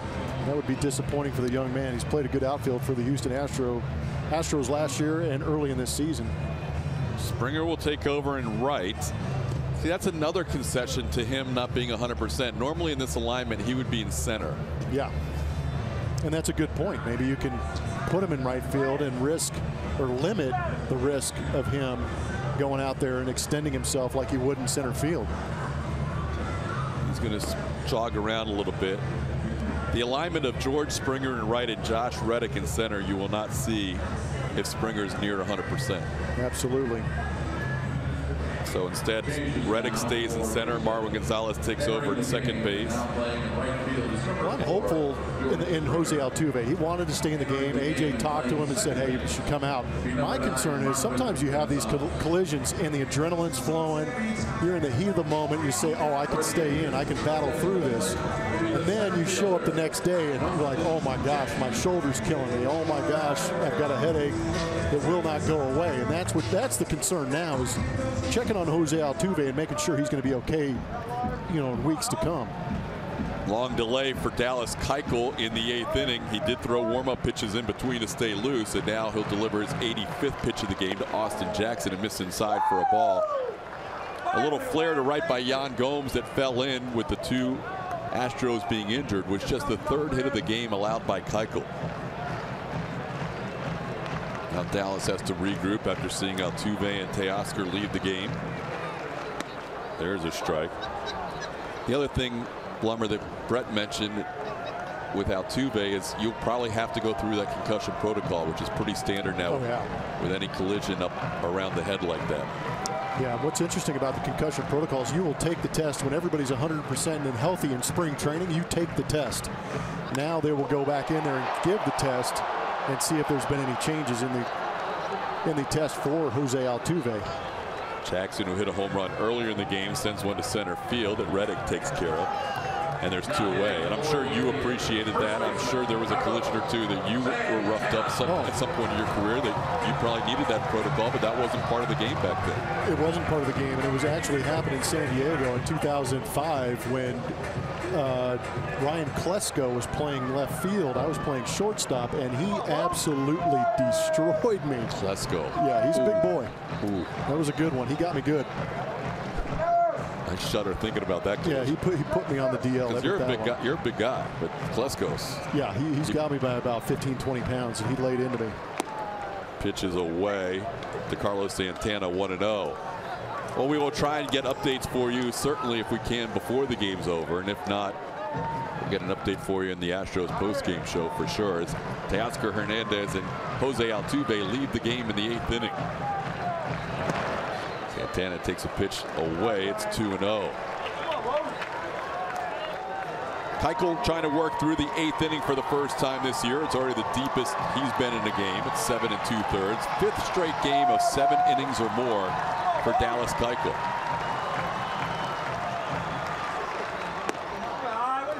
Away, it's 3-0. Bullpen action for the Astros in the 8th.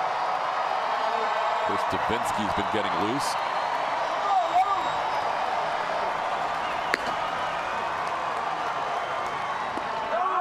Strike is 3-1.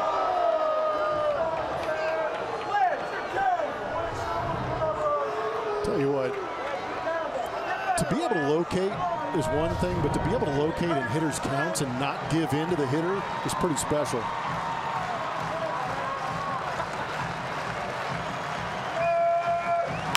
On the ground, off the glove of Keuchel. Bregman bare hand throw, not in time. Dang, Alex Bregman gave that a heck of a try, trying to get Santana running down to first. It'll be interesting to see the replays, but Dallas Keuchel usually does a pretty good job. He didn't know that Marwin Gonzalez was playing directly behind him and would have made that play easy. But watch Bregman come out of nowhere and throw a seed to first. Also watch Carlos Santana hit the bag kind of funny with that left knee. Wow. You're right. Marwin was right in line behind Keuchel. That's a Gold Glover to trying to make a play. It's hard to argue with that, but Marwin in that shift was right there. Had Keuchel not gloved that. Yeah, you can't, the Gold Gloves for Dallas Keuchel, you can't second guess what he was trying to do there. He makes those plays 9 times out of 10. Now the tying runs on base. Francisco Lindor at the plate. Pitches a strike, 0-1. Remember you talking earlier in the game about AJ having some faith in his pitchers, much like Dallas Keuchel. How about right now? 93 pitches in, trying to get through the 8th.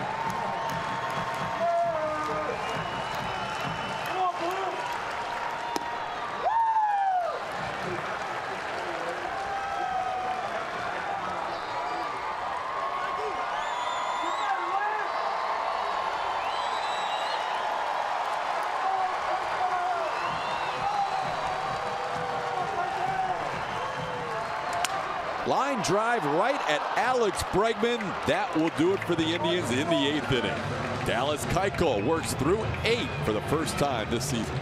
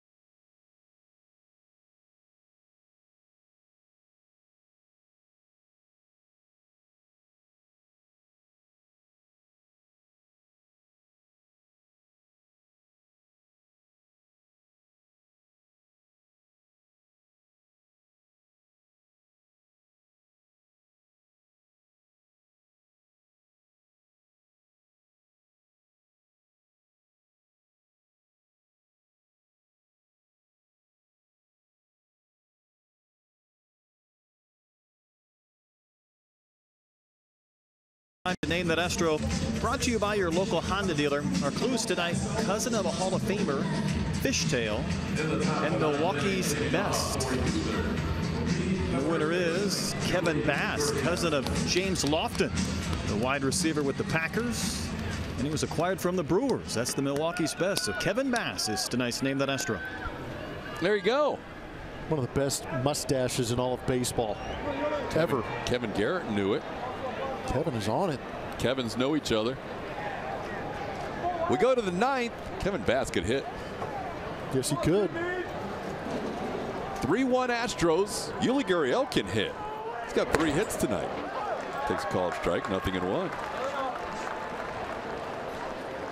Gurriel, Evan Gattis, Nori Aoki. Bottom 3 in the order have done a lot of damage. Aoki with 2 hits, Gattis with 1 hit, Gurriel. They called that last one an error. So 2 hits and an error, although we're going to see if that gets changed at the end of the night. 105, you said off the bat? 106. 106, give or take 1. Yeah. Firm to quite firm.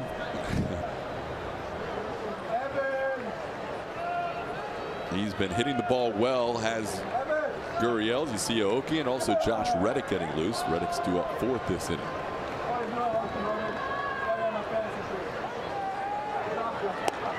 And a called strike. It's 1-2. Right now, and we'll see how the inning progresses, but right now, the Astros bullpen is quiet. 8 innings, less than 100 pitches. Dallas Keuchel's in the ear of A.J. Hinch right now. He's got a CG here, doesn't he? Keuchel pitched his first complete game in his 2nd career start against these Cleveland Indians. That came back in 2012 at Minute Maid Park on June 23rd. But he has been in command tonight. We saw Davinsky up with a couple of runners on last inning, but right now a quiet bullpen. See if Houston can tack on a run or 2 and give him a little breathing room here in a 3-1 game.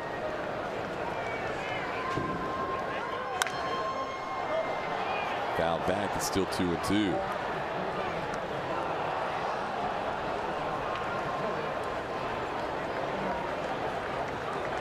Four hits allowed by Keuchel through 8. In that last inning, one of them was off his glove, and the other was off both the gloves of Altuve and Teoscar Hernandez. Gurriel down the line and left. It's hooking towards the crowd, and getting there is Brantley to make the play in foul territory. Tonight's league leaders are presented by Houston Methodist. Relief last week. Astros record 2-0. They had 4 saves out of 5 attempts. You see ERAs crazy similar, 0.77 and 0.71. There's good guys on both ends. Andrew Miller's in the Indians. We've got Chris Davinsky on our side, but a little bit deeper. I feel on our side for the Houston Astros as far as bullpen depth. When your 5th best reliever is Michael Feliz, and you haven't even mentioned the name Brad Peacock yet, that's deep. You haven't mentioned the name of a guy who opponents are 1 for 30 against this year. Well, and his win value, I think, is 3rd best out of those pitchers, too, which is crazy. You know, and he's got almost a 13 per 9 strikeout rate. Here's Evan Gattis, 1 out, nobody on. If Dallas Keuchel is able to go out and finish this game, you're talking about a day off into a potential bullpen rest day as Gattis is hit by that pitch from Nick Goody. That would be something A.J. Hinch would really appreciate. And that'll be the last batter Nick Goody faces, with the left-hand hitting Nori Aoki and Josh Reddick due up. We're going to see a new pitcher for Terry Francona here in the 9th, with the Astros leading the Indians by the score of 3-1.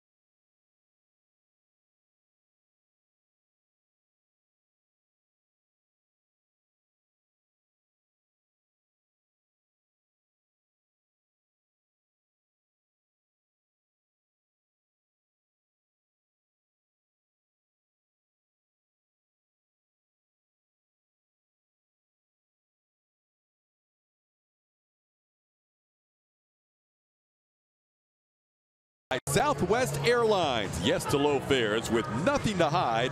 That's transparency. Runner on for Houston here in the 9th inning. Astros leading 3-1. 1 out in the 9th.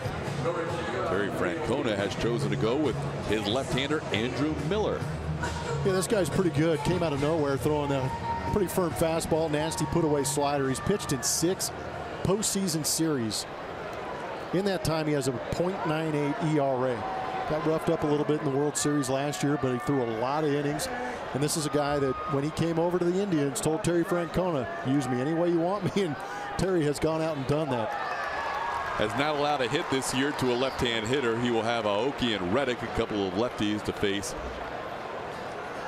the first 2 guys he sees. Yeah, Miller did a little bit of everything last year. 10 wins, 10 saves, 20 holds. He did it all. First person to ever amass that many wins, saves, and holds in a year.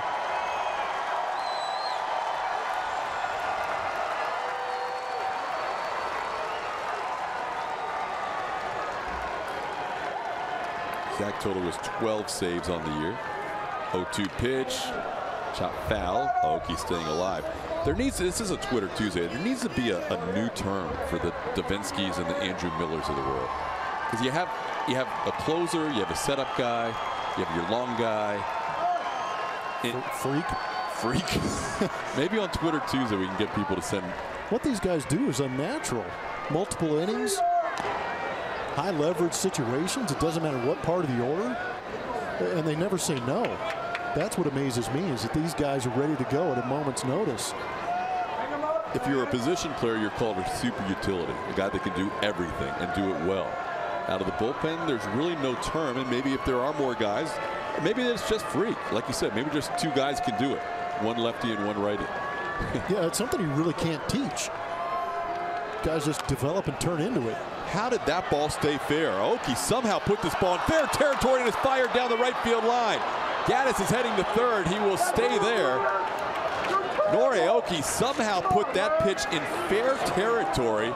Terry Francona has an issue, and he's going to come out and argue. Well, I'm sure he's going to come out and see if Aoki was in the baseline going down first base. But from our angle, it looked like he was. But I was in astonishment just like you were. How did that pitch, where it was located, be put in fair territory? This will be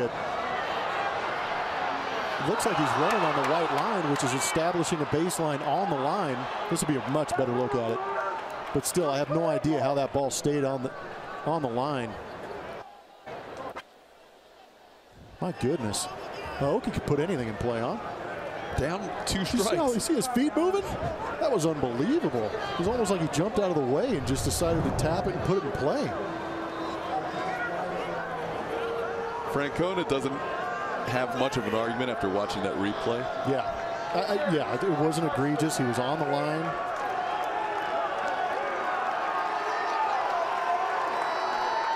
The bag itself is in fair territory on the line. Yes.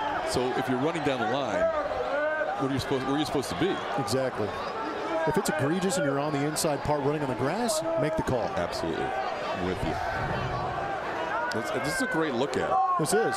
And you almost see Aoki is aware of the fact that he has to stay in that baseline, because he doesn't get on the inside part of the diamond. Because it looks like the cut of the grass is where you're talking about, where first base is in fair territory. Is it a reviewable play? That's the tough call. But I guarantee you a lot of home plate umpires are taught on a play like that to get an angle to see whether or not that runner is on the inside part of the diamond.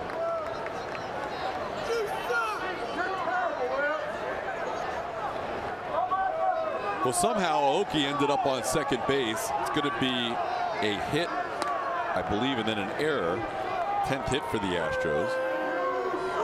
And Aoki with his 3rd hit of the night. And this guy is a magician with the bat. Ted. Who moves his feet like that and puts the ball in? I guess Andrew Miller. Ted. I mean, seriously, I couldn't. Watching the replay over, it's just, I saw his feet move all of a sudden, and then the bat came through. First hit allowed by Miller to a lefty, and there's the second. Josh Reddick with an RBI base hit. Reddick has 3 runs batted in tonight, and it's a 4-1 Astros lead. So Josh Reddick has a tough time hitting lefties unless they're just unbelievably nasty. Pretty aggressive AB, but you want to be aggressive against Andrew Miller early in the count because that's a better chance of seeing a strike. You don't want him to get to the wipeout type pitches that he has left on left. That was a phenomenal job staying on that slider. And now with George Springer batting, you hope the competitor inside Springer gives way to precaution with that hamstring injury. He has been out for the last game and a half with a hamstring cramp, and he takes a pitch inside and low for a ball. 1-0. Josh Reddick with the 3 RBIs tonight. Nori Aoki right in the middle too. He set up Reddick both times. Foul back. Springer gets his first at bat since leaving a game.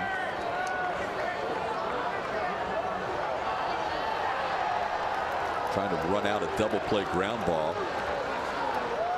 That was on on Saturday night against the Rays as he left the game after the 5th inning. So missed Sunday's game, back in there Monday. Back in there Tuesday. Swing and a miss. It's 1-2. Springer went through some drills today. Tested that hamstring.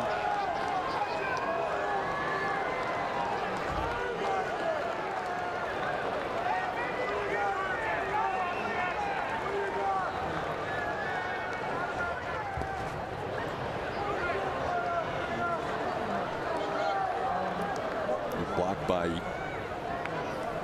the Indians catcher Yan Gomes. George batting in the spot that was originally Carlos Beltran's spot. Teoscar Hernandez took over in right field. Then he left the game after a collision with Jose Altuve. Now Springer comes on. Reaches out, little punch shot to right, playable for Geyer. Aoki's going to tag. The throw's coming home, and Aoki is out at home plate.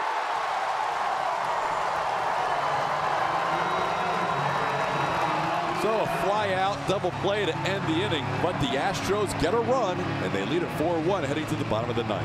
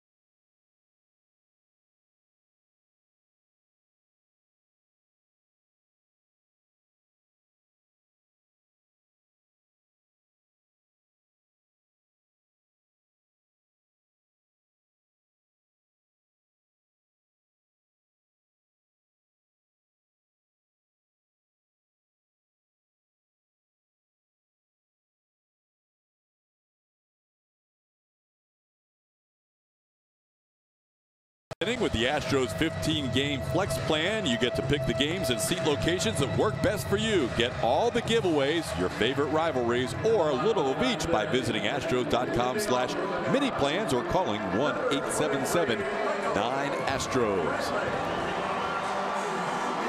Dallas Keuchel back out there for the bottom of the 9th.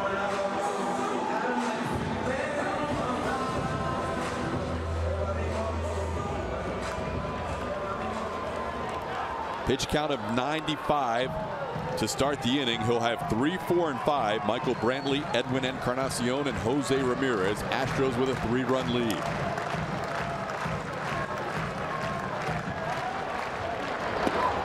Strike call.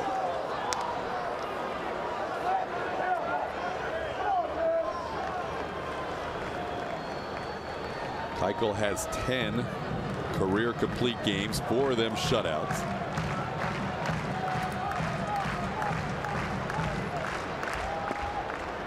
Away, it's 1-1.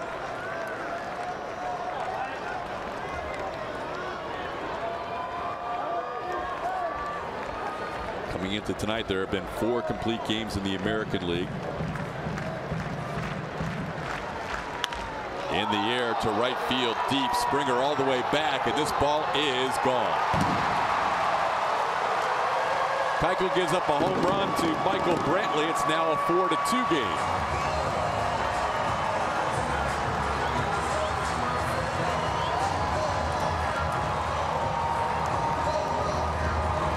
Another solo home run.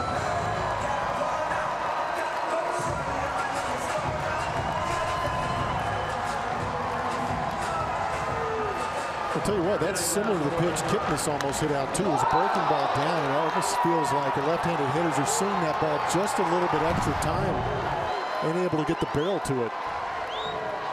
Now some scrambling in the Astros bullpen as Edwin Encarnacion digs in and takes a pitch inside for a ball, 1-0. First time all year, Keuchel has allowed more than 1 run in a start.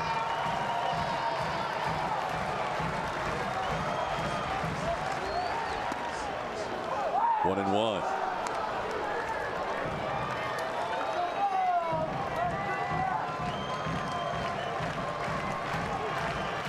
With this pitch, Keuchel will be over 100 pitches in a start for the first time this year. And that's a called strike, 1-2.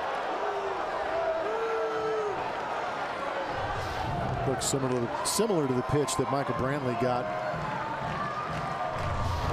Just can't give up on some of the pitches that Dallas Keuchel is throwing.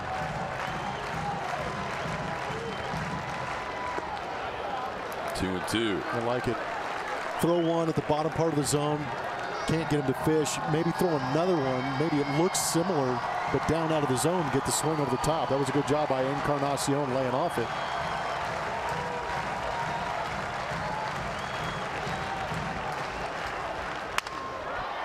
Coming on is Aoki, and he makes a backhand play with the slide for the first out in the bottom of the ninth.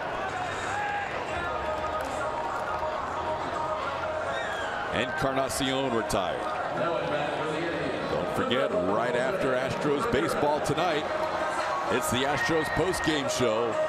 Kevin Eschenfelder, Mike Stanton will talk about Dallas Keuchel in his 5th consecutive solid start. Brett Dolan will host tonight. Excuse me. Brett will be hosting from right here on site. Josh Reddick to the rescue, and also reaction from the Astros clubhouse. Here's Jose Ramirez. Takes a pitch down low for a ball, 1-0. Ramirez 1 for 3. Owns 1 of the 5 hits against Dallas Keuchel, a double his first time up.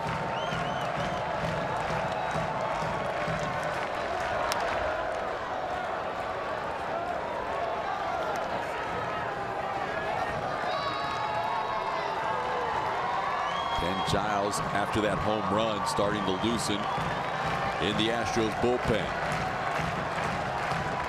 Dallas really would love to see the 27th out tonight, though. Line drive into right field. That's a base hit. Ramirez on first, and that'll bring the tying run to the plate.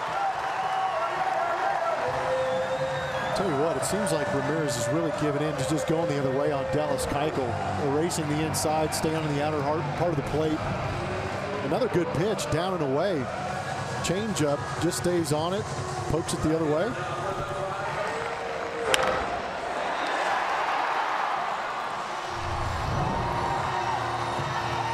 Well, Dallas has already rolled up 3 double plays tonight. Would be a fitting way to finish this one out.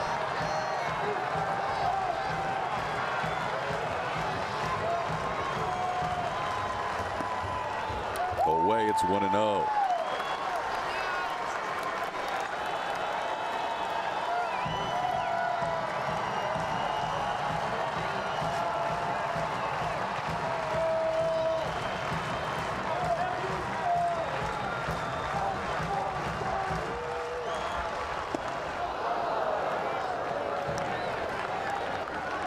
Kipnis sent one to the top of the center field wall in the 5th inning that Josh Reddick made a tremendous play on, robbing Kipnis of a home run.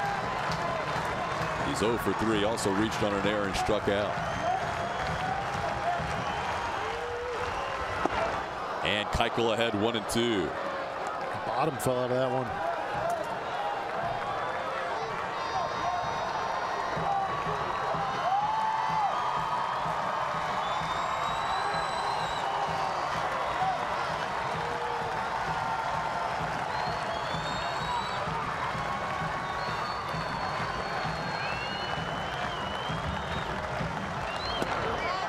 Ooh. Good pitch.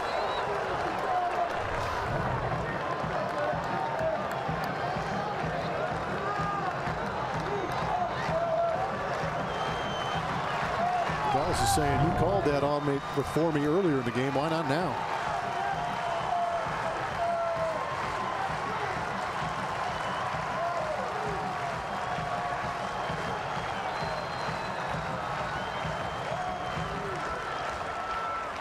Swing and a miss. Kipnis goes down swinging. Strikeout number 5 for Dallas Keuchel. 1 out away from a complete game here at Progressive. But this was the first complete game for Dallas Keuchel against these Cleveland Indians. Granted, the roster changes a little bit. There's some guys sprinkled in there. But Dallas Keuchel doing a good job. Maybe that's where it all started, where he got greedy and wanted more innings pitched. Every year he went out there, he's turned into a great starter. Got that Cy Young under his belt. It's just one thing missing in that picture. Beard. The beard. Not beard. How different does he look? Second career start resulted in a complete game. Keuchel just had a meeting on the mound with the manager A.J. Hinch and the entire infield. A.J. just wanted to make sure his starter knew this is your game, but this may also be your last batter. Yes. Brandon Guyer, who came in 6 for 10 in his career against Keuchel, but tonight a double play, a ground out, and a strikeout. Strike 1.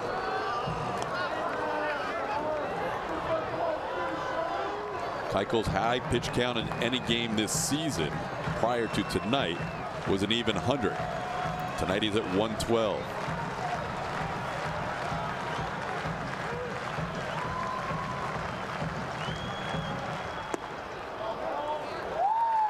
Holds up, it's 1-1.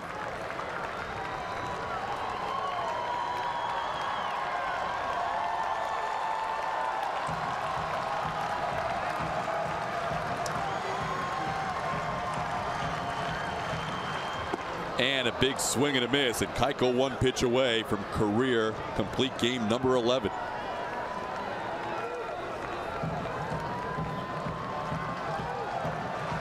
So good in his first 4 starts, 7 innings in each of the 4 starts. 1 run or fewer allowed. Tonight trying to go the distance for the first time.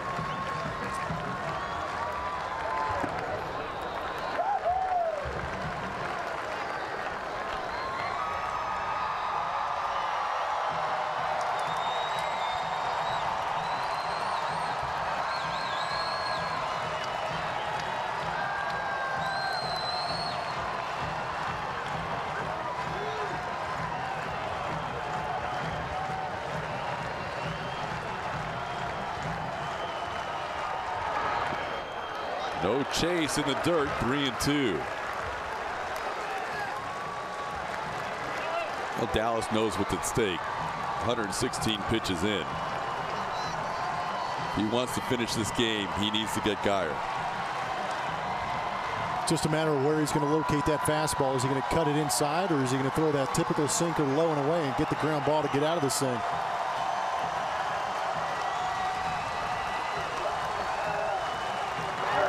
On the ground, Correa diving stop. He gets up. Ball game over. Carlos Correa finishes the complete game for Dallas Keuchel with a great play to end it. And the Astros win it 4-2.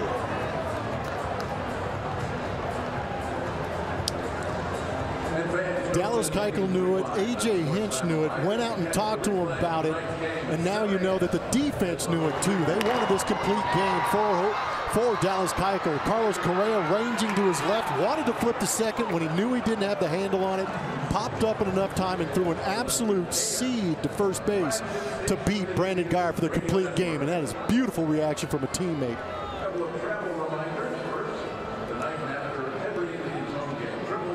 True professional out there. The player of the game is going to be brought to you by Academy Sports and Outdoors. Dallas Keuchel's the man. Did a phenomenal job keeping the ball down, pitching well at Progressive Field. Some tough right-handed hitters in there. Ended a couple innings on ground ball double plays. Just really didn't see the panic set in for Dallas Keuchel, knowing that he was in complete command even though he gave up a couple of solo home runs. That was beautifully done. His defense really picked him up. Correa at the end, Reddick in the middle. Astros win 4-2.